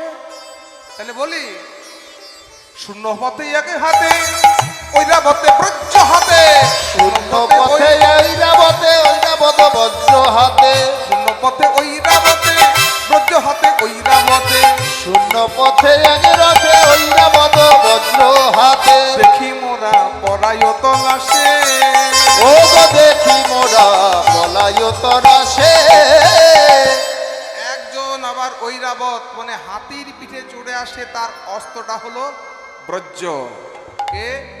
দেবরাজ ইন্দ্র আসেন। আমার গোপালকে দেখতে দেবরাজ ইন্দ্র আসেন। আসবে না কেন? দেবরাজ ইন্দ্র কি করেছিলেন মায়েরা? নিশ্চয় জানেন। তার পূজা বন্ধ করে দিয়েছিলেন গোবিন্দ, যার জন্য এত ঝড় ব্রজ শুরু করেছিলেন, ভগবানকে যার জন্য গিরি গোবর্ধন ধারণ লীলা করতে হলো, সেদিন থেকে দেবরাজ ইন্দ্রের চৈতন্য হলো। সেই আছে কৃষ্ণ কৃষ্ণ কৃষ্ণ বলে, কৃষ্ণ কৃষ্ণ কৃষ্ণ বলে, কৃষ্ণ কৃষ্ণ কৃষ্ণ বলে, কৃষ্ণ কৃষ্ণ কৃষ্ণ ওই ভাই বলে, কানাইকে ঘুরে ঘুরে কৃষ্ণ কৃষ্ণ কৃষ্ণ বলে। ভাই কানাইকে ঘুরে ঘুরে কৃষ্ণ কৃষ্ণ কৃষ্ণ বলে। আরে শ্রীরাম, আর কে আসে? মা, আরেকজন যে আসে না, ঠিক বলাই দাদার মতো দেখতে, তাকে দেখে আমরা খুব ভয় পেয়ে যাই। ক্ষিপ্ত প্রায় একজন বিষপৃষ্ঠে আরোহণ, ক্ষিপ্ত প্রায় একজন বিষপৃষ্ঠে আরোহণ, ক্ষিপ্ত প্রায় একজন বিষপৃষ্ঠে আরোহণ। ক্ষিপ্ত প্রায় একজন বিষপৃষ্ঠে আরোহণ।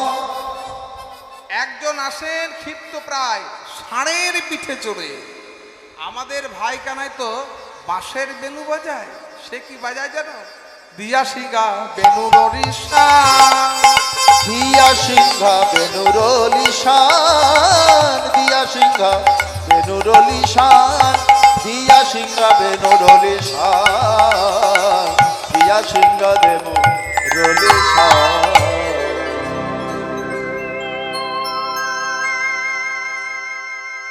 জয়দেব গনায় যদি এখানে প্রেজেন্ট থাকেন, উল্লাস গনায় আপনারা বাড়ি যান। আচ্ছা, উল্লাস গনায়ের পুত্র জয়দেব গনায় যদি এখানে উপস্থিত থাকেন, আপনি বাড়ি যান, বাড়িতে আপনার খোঁজ করছে। ক্ষিপ্ত প্রায় একজন বিষপৃষ্ঠে আরোহণ, ক্ষিপ্ত প্রায় একজন বিষপৃষ্ঠে আরোহণ, দিয়া সিংহা বেনুর রিসা, দিয়া সিংহা বেনুরলিশান। সে আবার সিং বাজায়। শিরে জটা ত্রিলোচন, অঙ্গে ভস্য বিভূষণ। শিরে জটা তিলোচন, অঙ্গে ভস্য বিভূষণ। তার আবার মাথায় জটা আছে, শিরে জটা ত্রিলোচন, তিনটে চোখ, শিরে জটা ত্রিলোচন, অঙ্গে ভস্য বিমোচন। শিরে জটা তিলোচন, অঙ্গে ভস্য বিভূষণ। সদয়ে জপয়ে রামের নাম, সদয়ে জপয়ে রাম নাম। ভোলানাথের প্রথম কৃষ্ণ দর্শন। পার্বতী, ও গণেশের মা কোথায়? কেন গো, কি হলো? চলো একটু ভগবানকে দর্শন করে আসি। কোথায়? বৃন্দাবনে ভগবান এসেছে লীলা করতে, চলো একটু দর্শন করে আসি। এবার ভোলানাথ বলে, শোনো পার্বতী, তুমি হয়ে যাও কামধেনু। রাধে রাধে। মা পার্বতী হলেন কামধেনু, আর ভোলানাথ হলেন ধেনুর ব্যাপারী। ভোলানাথের কৃষ্ণ দর্শন প্রথম। চলো একটু ভগবানকে দর্শন করে আসি। ও পার্বতী, তুমি কামধেনু, আমি ধেনুর ব্যাপারী। মানে যারা দেখবেন ওই গরু কেনা বেচা করে, তাদেরকে পাইকার না কি বলি, ধেনুর ব্যাপারী। মা পার্বতী হয়েছেন কামধেনু। বৃন্দাবনে গিয়ে ভোলানাথ বলছে, ধেনু নেবে গো, ধেনু, ধেনু নেবে? এই ব্যাপারী, তোর ধেনুর মূল্য কত রে? 1 লক্ষ। 1 লক্ষ স্বর্ণ মুদ্রাটা বলছেন, 1 লক্ষ। আমি বৃন্দাবনে এসেছি, আমার লক্ষ্যটাই হলো 1। কি লক্ষ্য? কৃষ্ণ দর্শন, ভগবান দর্শন। 1 লক্ষ, এত মূল্য তো আমরা দিতে পারবো না। সামনে একটু এগিয়ে যাও, রাজবাড়ি, সেখানে মাতা যশোমতী আছেন, তিনি মূল্য দিয়ে কিনে নিতে পারবেন। মাতা যশোমতী জয় হোক। জয় হোক। কে রে বাবা তোরা? আমি ধেনুর ব্যাপারী। বাহ, তো ধেনুটাতে দেখতে বড় সুন্দর, কত মূল্য রে? 1 লক্ষ। এত দাম কেন? এত তো দাম নয়, তো এত দাম নিচ্ছিস কেন? মাগো, আমার ধেনুর একটা বিশেষত্ব আছে। কি? এই ধেনু হাসলে পরে মুক্ত ঝরে। হাসলে পরে মুক্ত ঝরে। মাতা যশোমতীর খুব পছন্দ হয়ে গেল। এবারে ভোলানাথ চেয়ে চেয়ে দেখছেন, ধেনুর ব্যাপারী হয়েছে, ভগবান কই, যার জন্য এসেছি। এই ব্যাপারি তুই এদিক ওদিক কি চাইছিস রে? তোর চাউনিটা ভালো লাগছে না। কৃষ্ণ কোথায়? কানে কানে বলছেন পার্বতী কই, যে উদ্দেশ্য নিয়ে এলাম সেটাই দেখতে পাচ্ছি না, কোথায়? মাতা যশোমতী 1 লক্ষ স্বর্ণ মুদ্রা এনে এনে ধেনু দে। মাতা যশোমতী ধেনুটা কিনে নিয়ে এই গোয়াল ঘরে বেঁধে রেখে দিয়েছে। ভোলানাথ এবারে বহির্দরজায় চৌকাঠে বসে বসে কাঁদছেন, হায় হায় হায়, ভগবানের দর্শনও হলো না আর নিজের বউকেও হারাতে হলো। পার্বতী তখন মা যশোমতী গোয়াল ঘরে বাঁধা, কামধেনু হয়ে গেছে, অজননে কাঁদছেন, বৈষ্ণব শ্রেষ্ঠ তো। তখন ভগবান গুটি গুটি পায়ে ভোলানাথের সামনে দাঁড়িয়ে বলছেন, হ্যাঁ গো তুমি কাঁদছো কেন? যা তো বাবু এখান থেকে, তুমি কাঁদছো কেন, কি হয়েছে? আমি কাঁদছি আমার নিজের জন্য, তুই আবার জ্বালাতে এলি? তুমি কেন কাঁদছো আমি জানি। তুই জানিস আমি কেন কাঁদছি? হ্যাঁ আমি জানি তো তুমি কেন কাঁদছো। কেন কাঁদছি বল দেখি। তুমি এখন বউ হারিয়ে কাঁদছো।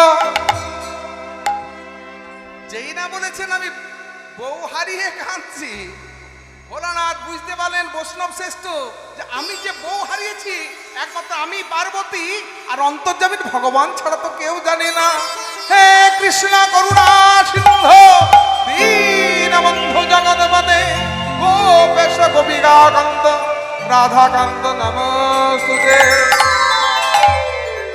চরণে আছাড় কে বললেন, ভগবান ত্রিভঙ্গ ঠানে দাঁড়িয়েছেন। দেখো তো চিনতে পারো কিনা, দেখো তো চিনতে পারো কিনা, দেখো তো চিনতে পারো কিনা, দেখো তো চিনতে পারো কিনা। প্রভু তোমাকে দর্শন করবার জন্য এই ছদ্মবেশে এসেছি, কিন্তু আমার তো দর্শন হলো, পার্বতী তো দর্শন হলো না। তোমার মায়ের গোয়াল ঘরে বাঁধা আছে। আচ্ছা মাকে ধেনুটি দেওয়ার সময় তুমি কি বলেছিলে? আমি বলেছিলাম হাসলে পরে মুক্ত ঝরে। এবার তুমি গিয়ে বলবে ভোলানাথ যে কাঁদলে পরে বাড়ির একমাত্র ছেলে মারা যায়, তাই? হ্যাঁ তোমার বউকে তুমি ফিরে পেয়ে যাবে। মাতা যশোমতী জয় হোক। জয় হোক। ফিরে ব্যাপারি তুই এবার ফিরে এলেছে, তোকে তো মূল্য দিয়ে দিয়েছি। হ্যাঁ মূল্য পেয়ে গেছি, কিন্তু একটা কথা বলতে ভুলে গেছিলাম। কি কথা বলেছিলাম না? আমার ধেনুর একটা বিশেষত হলো হাসলে পরে মুক্ত ছাড়ে, কিন্তু কাঁদলে পরে বাড়ির একমাত্র ছেলে মারা যায়। যেই না এই কথা বলেছেন সঙ্গে সঙ্গে মাতা যশোমতী গোহাল করে ছুটে গেলেন, ধেনুটা নিয়ে এসে বলছে, বাবা এই নে তোর। উঠোনের মধ্যে দাঁড়িয়েছেন ভোলানাথ, কামধেনু মাতা পার্বতী কানে কানে বলছেন, চেয়ে দেখো সন্মুখ সমরে আরাধ্য দেবতা হে কৃষ্ণ করুণা সিন্ধু দীনবন্ধু জগৎপতে গোপেশ গোপিকাকান্ত রাধাকান্ত নমস্তুতে। ভোলানাথ তিনি তো হলেন বৈষ্ণব শ্রেষ্ঠ। পৃথিবীতে কোটি কোটি বৈষ্ণব আছেন, তার মধ্যে ভোলানাথ হলেন সর্বশ্রেষ্ঠ। নিম্ন গানাং যথা গঙ্গা, নদীদের মধ্যে যেমন সর্বশ্রেষ্ঠ হলো গঙ্গা। নাম অচ্যুত যথা, নামের মধ্যে বিষ্ণু নাম হলো শ্রেষ্ঠ। বৈষ্ণবদের মধ্যে হলেন আমাদের ভোলানাথ। আর পুরাণাদি তথা মহা শ্রীমদ্ ভাগবত হলো পুরাণের মধ্যে সর্বশ্রেষ্ঠ। পৃথিবীতে কোটি কোটি বৈষ্ণব আছেন, তার মধ্যে ভোলানাথ হলেন সর্বশ্রেষ্ঠ। আর 12 জন হলেন বৈষ্ণব ধর্মের প্রতিষ্ঠাতা। এই 12 জন কে কে? স্বয়ম্ভুর নারদ শম্ভু, কুমার কপিল মনু, প্রহ্লাদ জনক ভীষ্ম, বলির শাকির ব্যায়াম। এটা শ্রীমদ্ ভাগবতের শ্লোক। শ্লোকটা বলেছেন কে? যমরাজ। বললেন জানা এই জগতের মধ্যে 12 জন হলো বৈষ্ণব ধর্মের প্রতিষ্ঠাতা। স্বয়ম্ভুর, স্বয়ম্ভুর মানে সৃষ্টিকর্তা ব্রহ্মা, নারদ, শাম্ভু নারদ শম্ভু ভোলানাথ, কুমার কপিল মনু। কুমার মানে সৃষ্টিকর্তা ব্রহ্মার 4 মানস পুত্র, সনক, সনাতন, সনন্দ, সনত কুমার, 4 জনকে একসঙ্গে বলা হয় কুমার। কুমার ও কপিল, যার জন্য গঙ্গাসাগর মেলা হয়। কুমার ও কপিল মনু। মনু হচ্ছেন মানব জাতির আদি পিতা। আমরা তো মানব, মানুষ আমরা, তা আদি পিতাকে, আদি পুরুষ মনু, আর আদি আমাদের মাতা নারীকে শতরূপা। জগতে পুরুষ নারী প্রথম 2 জন তৈরি হয়েছিল, সৃষ্টি হয়েছিল। প্রথম জন হলেন মনু। এই মনুর থেকেই মানব জাতি। তাহলে সেই মনু হলেন পরম বৈষ্ণব। তাহলে মনু, তারপরে হলেন সুখদেব গোস্বামী, বলি মহারাজ। আর সাকিব ব্যায়াম মানে যমরাজ বলছেন আমি নিজে, ব্যায়াম মানে এই আমরা, সংস্কৃতিকে ব্যায়াম মানে আমরা, মানে তার আমরা বলতে আমিও তার মধ্যে বলি। এখানে যেমন আমরা কীর্তন শুনছি, তেমন আমিও তার মধ্যে হলাম। যেহেতু যমরাজ এই শ্লোকটা বলেছেন, তার জন্য বলে ব্যায়াম আমরা। আচ্ছা, ভক্ত বৈষ্ণবরা, কমিটি দাদারা আপনাদের কাছে ভিক্ষার জন্য যাবেন, যার যেমন সামর্থ্য অতি অবশ্যই দেবেন। চলুন শ্লোকে ফিরে যায়। শাম্ভু নারদ শম্ভু কুমার কপিল মনু প্রহ্লাদ জনক ভীষ্ম বলির সাকির ব্যায়াম। এই 12 জনের মধ্যে সর্বশ্রেষ্ঠ হলেন কে? দেবাদিদেব মহেশ্বর ভোলানাথ কি জয়। ভোলানাথ হলেন সর্বশ্রেষ্ঠ বৈষ্ণব। আচ্ছা, কিন্তু দেখুন ভোলানাথের মধ্যে বৈষ্ণবের কোনো লক্ষণই নেই। আছে? বৈষ্ণব আমরা চিনি কি করে গো? বৈষ্ণব আমরা চিনি 5টি বস্তু দ্বারা বৈষ্ণব চেনা যায়। ডোর, কপিন, মালা, শিখা, চন্দন। ডোর, কপিন, মালা, শিখা, চন্দন। বৈষ্ণবরা কি পরিধান করেন? ডোর, কপিন। ভোলানাথ কি পরে থাকেন? বাঘছাল, মৃগ চর্ম। বৈষ্ণবদের গলায় কি থাকে? তুলসী কাঠের মালা। ভোলানাথের গলায় কি আছে? রুদ্রাক্ষের মালা, হাড়ের মালা, সাপের মালা। মিল নেই। বৈষ্ণবদের শিখা থাকে, ভোলানাথের কি আছে? জটা আছে, মিল নেই। বৈষ্ণবরা অঙ্গে চন্দন লেপন করেন 12 জায়গায়। ভোলানাথ অঙ্গে কি মাখেন? ছাই ভস্য। মিল নেই। তবু ভোলানাথ বৈষ্ণব শ্রেষ্ঠ কি করে হলেন? বৈষ্ণব সাজা যায়, বৈষ্ণব হওয়া হলো বড় কঠিন। সাজা বৈষ্ণব অনেক দেখতে পাবেন। সাজা বৈষ্ণব দেখেছেন? দেখবেন যাত্রা নাটকে বৈষ্ণব সাজছেন অনেকে। গ্রিন রুমে গিয়ে দেখবেন তারা পাশাপাশি চেয়ারে বসে বিড়িতে সুখ টান দিচ্ছে। তেমনই এক ঘটনা ঘটেছিল। বৈষ্ণব সেজেছেন, গ্রিন রুমে আমি গেছি, কলকাতার এই নেতাজি ইন্ডোরে যাত্রা হচ্ছিল। তা আমি গ্রিন রুমের দিকে গেছি, গিয়ে দেখছি যারা বৈষ্ণব, শিবাস সেজেছেন, মহাপ্রভু সেজেছেন, নিত্যানন্দ সেজেছেন। না, আমার নেতাজি ইন্ডোর তখন ডিউটি ছিল। আর তা ডিউটি থাকলে সব জায়গাতে ঢোকা যায়। তা গ্রিন রুমে যখন আমি প্রবেশ করেছি, নিতাই গৌর যারা সেজেছেন দেখছি খুব সিগারেটে টান দিচ্ছেন। হ্যাঁ দাদা বলুন, আমাদের যাত্রা কেমন হচ্ছে? হ্যাঁ, যাত্রা খুব ভালো হচ্ছে, কিন্তু একটা প্রশ্ন জেগেছে আপনাদেরকে দেখে। প্রশ্নটা কি? আচ্ছা, বৈষ্ণবরা কি বিড়ি সিগারেট খান? তখন ওনারা বলছেন আমরা বৈষ্ণব সেজেছি, বৈষ্ণব তো হয়ে যায়নি। বৈষ্ণব সাজা যায়, বৈষ্ণব হওয়া বড় কঠিন। হ্যাঁ, তুলসী মালা পরে পরবেন, তিলক পরে রচনা করবেন, আগে আচরণটা ঠিক করুন। ভোলানাথের আচরণটা, ভোলানাথ আভরণে নয়, ভোলানাথ হলেন আচরণে বৈষ্ণব। বৈষ্ণবের আচরণটি কি হবে? মহাপ্রভু একটা শ্লোকের মাধ্যমে বলেছেন বৈষ্ণবের আচরণটি কেমন হবে। ত্রিনাদ শুনিচেনা শুনিচেনা তরুরী বা সহিষ্ণুনা সহিষ্ণুনা অমানি না মানে দেনা মান দে কীর্তনিয়া সাদারি কীর্তন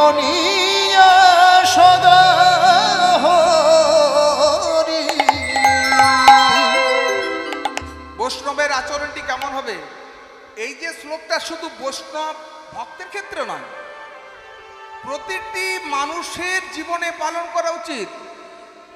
যারা ভক্তির পথে নেই, নাস্তিক, আস্তিকরা তো পালন করবে, কিন্তু যারা নাস্তিক তাদেরও পালন করা উচিত। তৃণাদপি সুনিচে ন, ভাবটি কেমন হবে, আচরণটি কেমন হবে, আমি ঘাসের থেকে নিচ হব।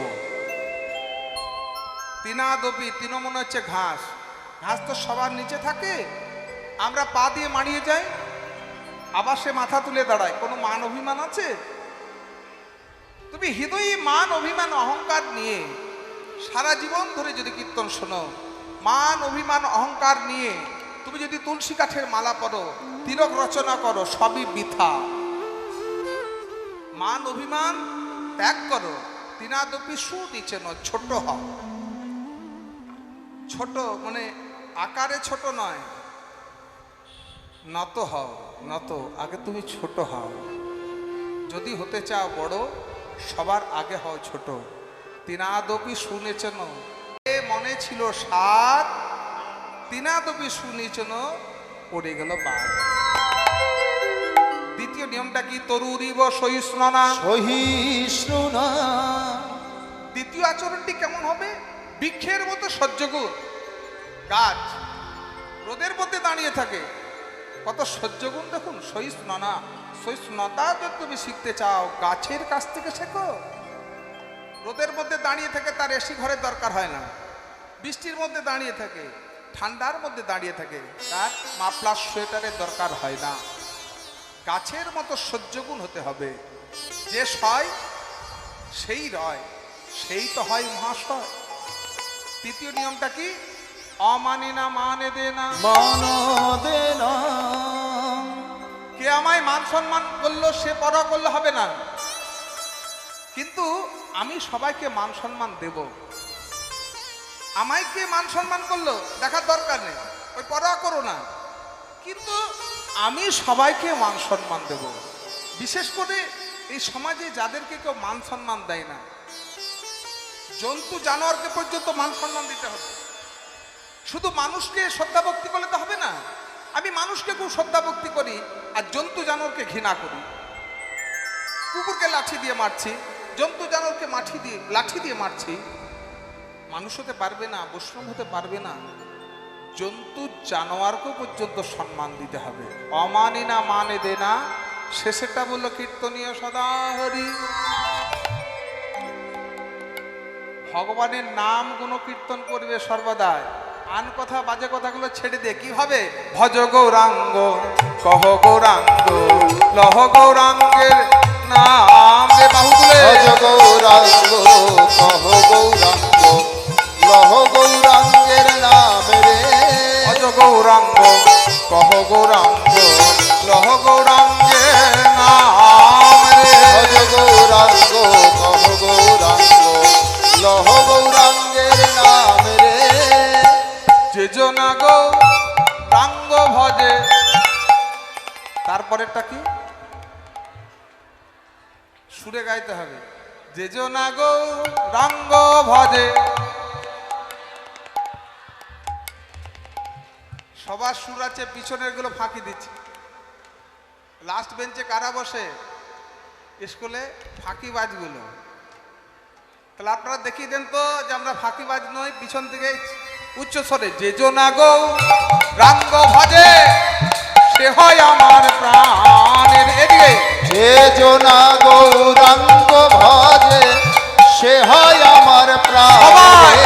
ভজ গৌরাঙ্গ, লহ গৌরাঙ্গ, লহ গৌরাঙ্গে নাম রে। ভজ গৌরাঙ্গ, কহ গৌরাঙ্গ, লহ গৌরাঙ্গের নাম রে। প্রভাতে উঠিয়া যেই জন লয় গৌরের নামি রে। প্রভাতে উঠিয়া যে জন লয় গৌরের নাম রে। প্রভাতে উঠিয়া যেই জন লয় গৌরের নামি রে। প্রভাতে উঠিয়া যে জন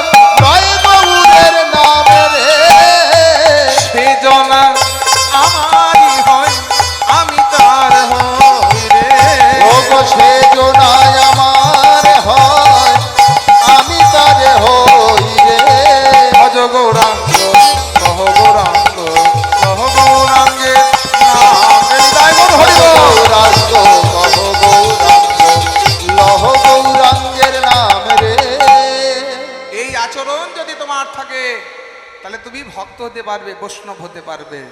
তাই আজকে বৈষ্ণব শ্রেষ্ঠ ভোলানাথ ক্ষিত প্রায় একজন করতে পৃষ্ঠে আরোহণ, পুত্র প্রায় একজন বিশ্বপৃষ্ঠে আরোহণ, দিয়া সিংহা বেনুর ঋষা, দিয়া সিংহা মুররিষা।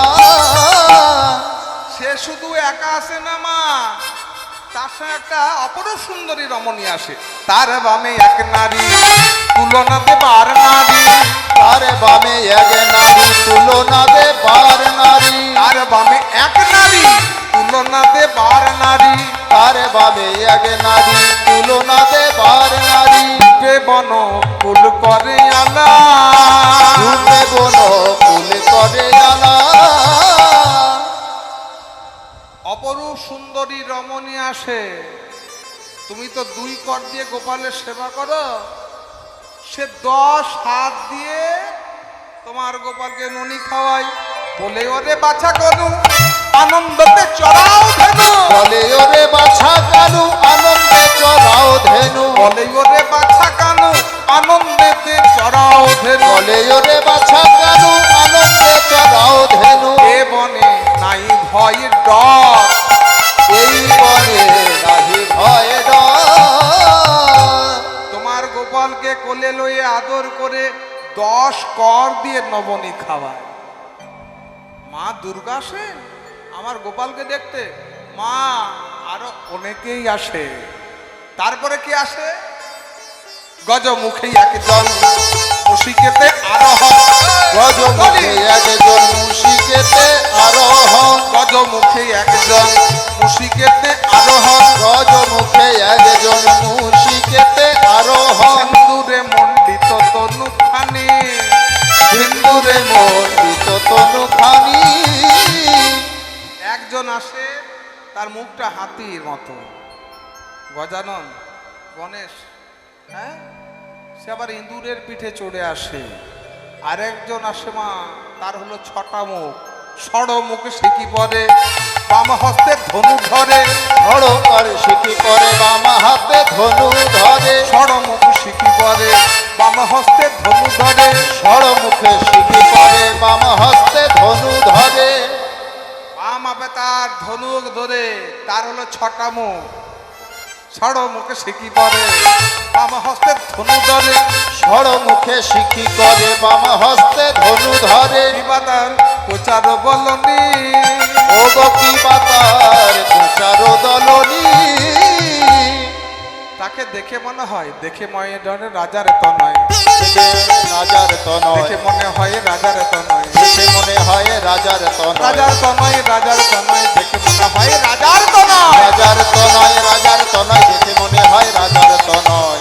রাজার ছেলের মতো আসে, 6টা মুখ, ময়ূরের পিঠে চড়ে আসে। এতজন আমার গোপালকে দেখতে আসে। মা তুমি চিন্তা কেন করছো? সাজিয়ে দাও, কোনো ভয় নেই, আমরা তো রয়েছি। যখন মায়েতে শ্রীরামে কথা হচ্ছে, মায়েতে শ্রী রাম, ও শ্রীরাম কথা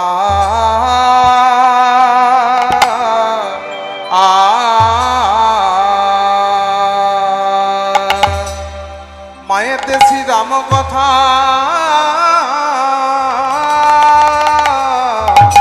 বলো রাম,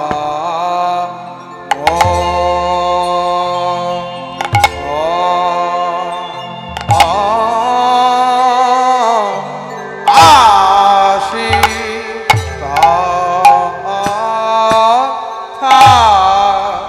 মায়েতে শ্রী রাম, অসিদাম কথা আহা মরি রে, আহা মরি রে। বলরাম গোঠের বাজে না বাজা গোষ্ঠে যাবা,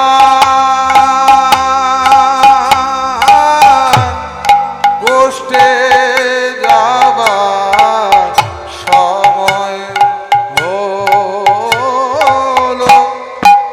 গোষ্ঠে যাবা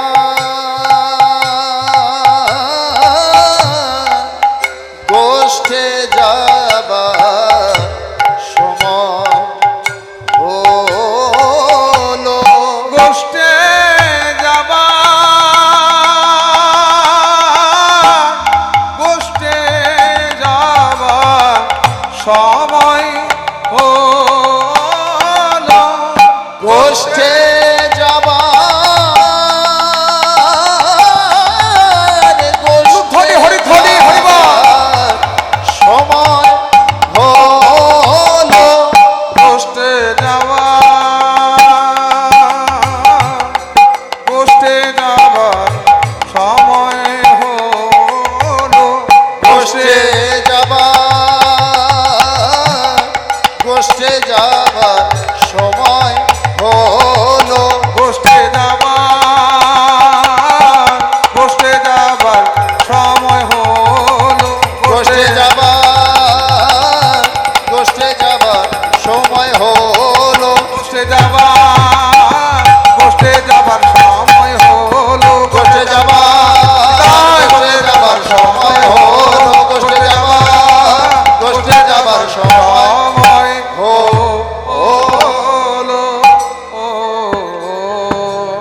মায়েতে শ্রীদাম মায়েতে শ্রীদাম কথা মায়েতে সীতাম কথা মায়েতে শ্রীদাম কথা ওই মায়েতে শ্রীদাম কথা মায়েতে শ্রীদাম কথা ওই মায়েতে শ্রীদাম কথা মায়েতে শ্রীদাম কথা বলো রাম আসি কথা ওই মায়েতে সীতাম কথা বলো রাম আসি কথা চোখের বাজে না আজি বাজা এলো আহা মরি রে কোঠের বাজনা আজ বাজা এলো গেল সবে যশোদা নিকটে আজ প্রণতি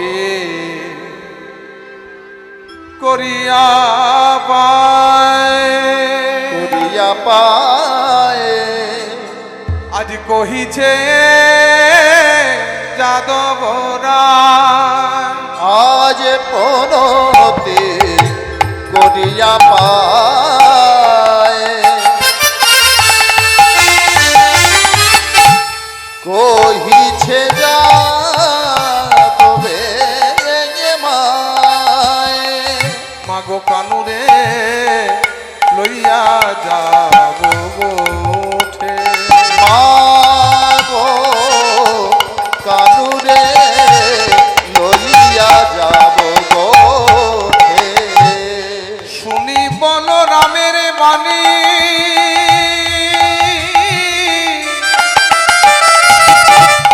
ওই মূরছিত নন্দরানী শুনি বল রামের বাণী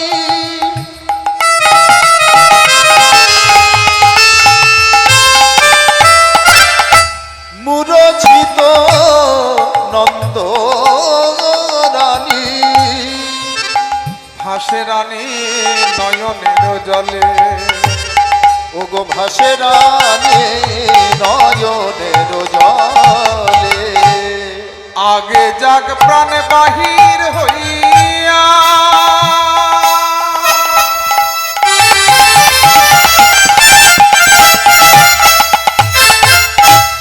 পরে তোরা যাস লইয়া আমার আগে যাক প্রাণ বাহির হইয়া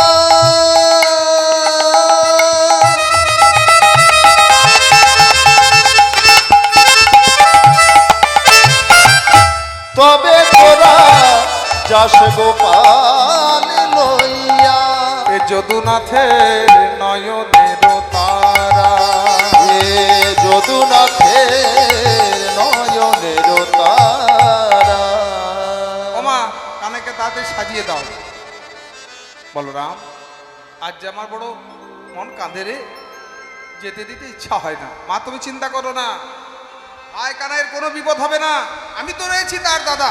যদি কিছু হয় নাঙ্গল দিয়ে আমি তাকে শেষ করে দেব। তাহলে একটা কথা দে, আমি যা বলবো তোরা তাই শুনবি, তাই শুনবো। আমার মাথার দিব্যি রইল, থাকলো আমার মাতার কীরা দূরে বনে না যাইবা, থাকলো আমার মাথার কিরা দুর্বনে না যাইবা। মা কি বলছে দেখুন, তিনি বিশ্ব ব্রহ্মাণ্ডের মালিক, জগৎকে যিনি রক্ষা করেন, তিনি কি বলছেন, আমার মনে ভয় হচ্ছে, দূরে দূরে যাবি না, বিপদ হতে পারে। যিনি বিপদ তারণ মধুসূদন, এটা কেন ঘটে বলুন তো যশোমতীর ক্ষেত্রে? বাৎসল্য প্রেম তো, ভগবান কেন তো সেবা করে না, ছেলে আমার ছেলে, তাই মাথার দিবি রইল, থাকলো বা আমার মাথার কিরা দূরে বনে না যাইবা, থাকলো আমার মাথার কিরা দুর্বনে না যাইবা। নিকটেতে চড়াবে বাছুরি ও বলো না, নিকটেতে চড়াবে বাছুরি ও বলরা। গোপাল যে দুরন্ত ছেলে এ বয়সে করতে গেলে, গোপাল যে দুরন্ত ছেলে এই বয়সে গোঠে গেলে। আমার গোপাল যে দুরন্ত ছেলে এ বয়সে করতে গেলে, গোপাল যে দুরন্ত ছেলে এই বয়সে গোঠে গেলে। প্রাণ কি ধরিতে পারে নয় ও বলো না, ওই প্রাণ কি ধরিতে পারে মায় ও বলরা। আমি আরো কথা শুনেছি, সে গোষ্ঠে গিয়ে কত কি করে। আর তুমি কি শুনেছো? সাপের মাথায় দেয় পা, শুনিতে শিয়রে গা, সাপের মাথায় দেয় পা শুনিতে শিহরে গা। সাপের মাথায় দেয় পা, শুনিতে শিয়রে গা, সাপের মাথায় দেয় পা শুনিতে শিহরে গা। মনের অনলে হাতে ধরি খাই, আস্তে আস্তে আগুন আমার ধরে ধরে খায় বনের মাঝে, সেগুলো আমি সব শুনেছি। বনের অনলে হাতে ধরি খাই ও বলরা, বনের অনল হাতে ধরে খায় ও বলরা। বনে গিয়া কাছে ওঠে ধেনুর আগে আগে ছোটে, ধরি ধরি বনে ধরি। গিয়া গাছে ওঠে ধেনুর আগে আগে ছোটে। বাৎসল্য প্রেমটা দেখুন, বলতেন আমার ছেলে গিয়ে গাছে ওঠে, আমার গোপাল আবার ধেনুদের আগে আগে ছুটে ছুটে যায়, কত চঞ্চল, ওকে বুঝিয়ে আমি পারি না। বনে গিয়া গাছে ওঠে ধেনুর আগে আগে ছোটে, বনে গিয়া গাছে ওঠে ধেনুর আগে আগে ছোটে। তুমি কি আঁটিতে পারো তাই ও বলো রাম, তুমি কি রাখিতে পারো তাই ও বলরা। তুমি কি করে পারবে এত চঞ্চল ছেলেকে? মা তুমি ভয় করো না, আমি তো রয়েছি, তুমি এবার ভাই কানাইকে সাজিয়ে দাও। এই যে বাৎসল্য প্রেম, ভক্তমণ্ডলী ভক্তিমতী মায়েরা মাতা যশোমতী চোখের জলে সাজাচ্ছে, আজ কাঁদিয়া সাজায় নন্দরানী, ধরি হরি ধরি। আজ কাঁদিয়া সাজায় নন্দরানী। গোপালকে কিভাবে সাজাবেন ভগবান কেন নয়, প্রথম থেকে বলছি। ছেলে আজ কাঁদিয়া চোখে জল সাজাই নন্দ রানী, আজ কাঁদিয়া সাজায় নন্দরানী। দেরি হলো দরবানে সারা বহে দুনয়নে, ওগো হেরি হলো ধর পানে।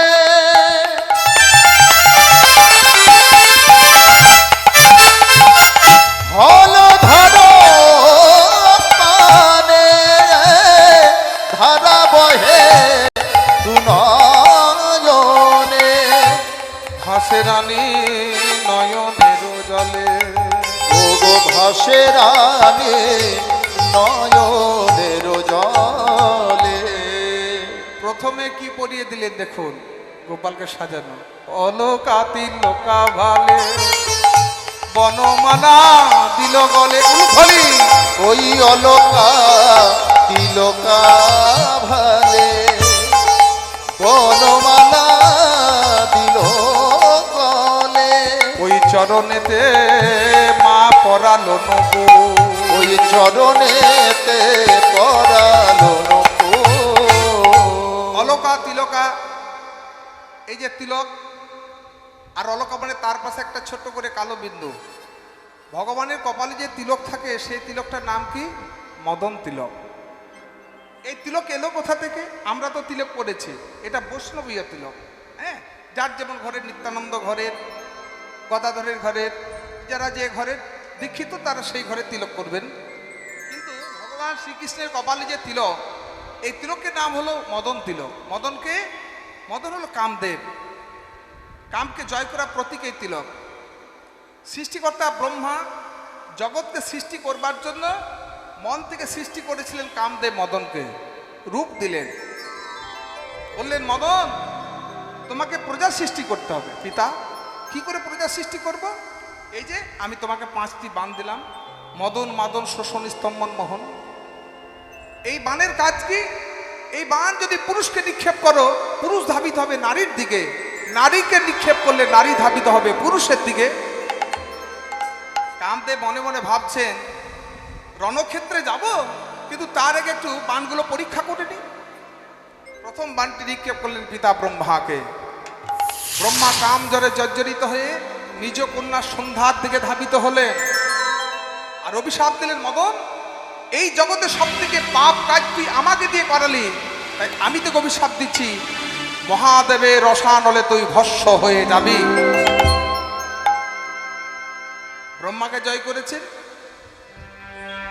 এবার যেই না ভোলানাথের সামনে এসে দাঁড়ালেন, ভোলানাথের তৃতীয় নয়ন থেকে মদন পুড়ে ছাই হয়ে গেল। তৃতীয় নয়ন। মদনের স্ত্রীর নাম হলো রতি। স্বামীর প্রাণ ফিরে পাওয়ার জন্য, ভোলানাথকে সন্তুষ্ট করবার জন্য তপস্যায় মগ্ন হলেন। বাবা আমার পাগলা ভোলা না দেখেই বর প্রদান করে বললেন, তুমি সতী প্রতিব্রতা রমণী হও। তারপরে দেখছেন রতি তো বিধবা, তোমার স্বামী কোথায়? ওই যে তোমার চরণতলে ছাই হয়ে পড়ে আছে মদন। কিন্তু আমি যেহেতু বর প্রদান করেছি, তোমার স্বামীর প্রাণটা ফিরিয়ে দিচ্ছি, কারণ পতি না থাকলে তো সতী হওয়া যায় না। হ্যাঁ, প্রাণটা ফিরিয়ে দিচ্ছি, দেহ দিতে পারবো না। সেদিন থেকে মদন হলো বিতনু। এবার বৃন্দাবনে এলেন। বৃন্দাবনে এসে যেই না এক একটা বাণ গোবিন্দের দিকে নিক্ষেপ করছে, বাণগুলো মালা হয়ে গোবিন্দের চরণে লুটিয়ে পড়ে। মদন শেষ বাণটি যেই না নিক্ষেপ করতে গেলেন, ধনুকটা ভেঙে গেল, মদন ধনুক। ভাঙা ধনুক নিয়ে মদন বৃন্দাবন ত্যাগ করে পালিয়ে যাচ্ছে। গোপীরা ডেকে বলল, মদন ফিরে এসো, ফিরে এসো, কোথায় চললে? আমি বৃন্দাবনে অহংকারে মত্ত হয়ে গোবিন্দকে জয় করতে এসেছিলাম, পরাজিত হয়েছে। মদন, বৃন্দাবনে তুমি যখন এসেছো নিশ্চয় কিছু না কিছু তুমি লাভ করবে, কিছু না কিছু পাবে। যাও গোবিন্দ চরণে গিয়ে ক্ষমা চেয়ে নাও। গোবিন্দ চরণে তুমি যদি ক্ষমা চাইতে পারো, তুমি কিছু নিশ্চয়ই পাবে। যেই না মদন গোবিন্দ চরণে লুটিয়ে পড়ল, ভগবান বললেন, মদন তোমাকে ক্ষমা করে দিলাম, কিন্তু তোমার বৃন্দাবনে আশ্রয় হবে না, তুমি আর কোনোদিন বৃন্দাবনে এসো না। কিন্তু তোমাকে তো প্রজা সৃষ্টি করতে হবে, তাই তোমাকে একটি বাণ আমি ফিরিয়ে দিলাম। মদন বাণটি ফিরিয়ে দিলেন। আর বাকি যে 4টি বাণ কি করলেন? তিলক রূপে ধারণ করলেন। গোবিন্দের তিলকের নাম হলো মদন তিলক। মাতা যশোমতী কোন মালা পরিয়ে দিলেন? বনমালা দিল তারে গলে। বনমালা দিল তারে গলে। আচ্ছা, বনমালা বনফুলের নয়, বনমালা। মাতা যশোমতী পরাতেন বনমালা, অর্থাৎ গলা থেকে হাঁটুর নিচ পর্যন্ত, হাঁটুর নিচ পর্যন্ত যে মালা সেটাকে বলা হয় বনমালা। আর রাধারানী পরাতেন বজন্তী মালা। সিনেমার আর্টিস্ট আছে না, দেহ রেখেছেন। বৈজয়ন্তী মালা তার মানে 5 প্রকার, হ্যাঁ 5 প্রকার ফুল দিয়ে যে মালাটা সৃষ্টি হয়। রাধারানী যে মালা গাঁথতেন বিনি সুতোর মালা, পাপড়ির সঙ্গে পাপড়ি পুড়িয়ে প্রতিটি পাপড়ির মধ্যে কৃষ্ণ নাম লিখে দিতেন, সেটা হলো বৈজয়ন্তী মালা। ওই বনমালা দিল তার গলে, ওই বনমালা দিল তার গলে, আবার চরণেতে পরালো নবু ধরি হরি ধরি মা চরণেতে পরালো নূপুর। এবার চরণে নূপুর পরিয়ে দিলেন। ভগবান শ্রীকৃষ্ণের বাম চরণের নূপুরটা একটু বড়, দুটো নূপুরের মধ্যে বাম চরণের নূপুরটা একটু বড়। কেন বড়? এই নূপুর দুটো কে? সাধু ঋষিগণ যুগ যুগ ধরে তপস্যা করে যে চরণ পায় না, নূপুর দুটো ভগবানের চরণ লাভ করলো কি করে? বিশ্বা বসু আর তার শিষ্য হলেন কর্ণব মুনি। এই কর্ণমুনি গুরুদেবের পদসেবা করছেন কিন্তু অন্য মনস্ক হয়ে। দেখবেন যে কাজটা আমরা মন দিয়ে করি না সেই কাজটা কিন্তু ভালো হয় না। এখন আপনারা এখানে কীর্তন শুনছেন, মনটা যদি বাড়িতে থাকে তাহলে ঠিক মতো সেবা হলো না, ব্যাঘাত হলো। এই কর্ণমুনি গুরুদেবের পদসেবা করছেন কিন্তু মনটা রয়েছে অন্যত্র। অন্য মনস্ক অবস্থায় যখন পদসেবা করছেন, নখের আঁচড় লাগলো গুরুদেবের চরণে, রক্তপাত হলো। কর্ণব, তুমি সেবা করছো আর মন তোমার অন্যত্র। তুমি তো ভেকের পরিচয় দিলে। ভেক মনে হচ্ছে ব্যাং।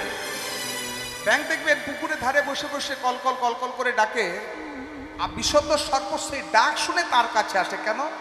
ওখানে ব্যাংকটা রয়েছে, খাবো কি। ব্যাংক বুঝতে পারে না যে তার মৃত্যু কাছাকাছি, সে ডেকেই চলে, সাপের পেটে যায়। তুমি ভেকের আশ্রয় নিয়েছো, তাই আমি তোমাকে অভিশাপ দিলাম, তুমি ভেক জনি প্রাপ্ত হবে। গুরুদেবের অভিশাপে কর্ণমুনি হলো ব্যাং। ত্রেতা যুগে ভগবান রামচন্দ্র 14 বছরের জন্য বনবাসে গেলেন। লঙ্কা রাজা রাবণ এসে জানকীকে হরণ করলেন। ভগবান রামচন্দ্র হাস সীতা বলে কাঁদছেন। ধনুকের উপর ভর দিয়ে এভাবে কাঁদছেন, চোখের জল ধনুকের গা বয়ে মাটিতে পড়ে লাল হয়ে যাচ্ছে। দূর থেকে দেখতে পেলেন, ভাই লক্ষণ দাদা ধনুকটা তোলো দেখি। যেই না ধনুকটা তুলেছেন, দেখছেন সেই ভেক মানে ব্যাংকটা চাপা পড়ে আছে। ভগবান রামচন্দ্র ব্যাংকটাকে হাতে নিয়ে বলছেন, কি রে তুই আমার ধনুকের টোকা চাপা পড়েছিস, তুই আমায় ডাকলি না কেন? প্রভু, যখন আমাদেরকে সাপ ধরে ভক্ষণ করে তখন তোমাকে ডাকি, আজ আমি তোমারই ধনুকের টোকায় চাপা পড়ে আছি, কাকে ডাকবো প্রভু? তোর শেষ ইচ্ছা কি? গুরুদেবের ইচ্ছাই হলো আমার শেষ ইচ্ছা। বিশ্বা বসুর কাছে ভগবান গেলেন। বিশ্বা বসু বললেন, যদি কিছু দিতে হয় আমাদের গুরু শিষ্যকে এক জন্মের জন্য তোমার চরণ তলে ঠাঁই দাও। ঠিক আছে, আগামী দাপর যুগে তোমরা গুরু শিষ্য আমার চরণদের নুপুর হয়ে যাবে। বাম চরণের নুপুর গুরুদেব একটু বড়, ডানটা তাই একটু ছোট, তাই চরণেতে পরালো আমার চরণেতে পরালো নূপুর। এবার গোপালের হাত ধরে বলয়ের হাতে সমর্পণ করে বললেন, শ্রীরামের হাতে সমর্পণ করে বললেন, শ্রীরাম রে, আমার গোপালকে তোরা বনের মাঝে নিয়ে যা, দেখবি যেন দূর বনে না যায়। এবার কি করলেন? যাবটের পথে ধেনু চালাইয়া দিল কেন, যাবটের পথে ধেনু চালাইয়া দিল কানু, যাবটের পথে ধেনু চালাইয়া দিল কেন, যাবটের পথে ধেনু চালাইয়া দিল কানু। হই হই বলে ছুটিল, হই হই বলে ছুটি যায়, হই হই বলে ছুটিল, হই হই বলে ছুটিল। সবাই নৃত্য করতে করতে গোষ্ঠে চললেন, জয় গিরিধারী লাল, জয় মদন গোপাল, মদন গোপাল জয় জয় গিরিধারী, জয় জয় মদন গোপাল,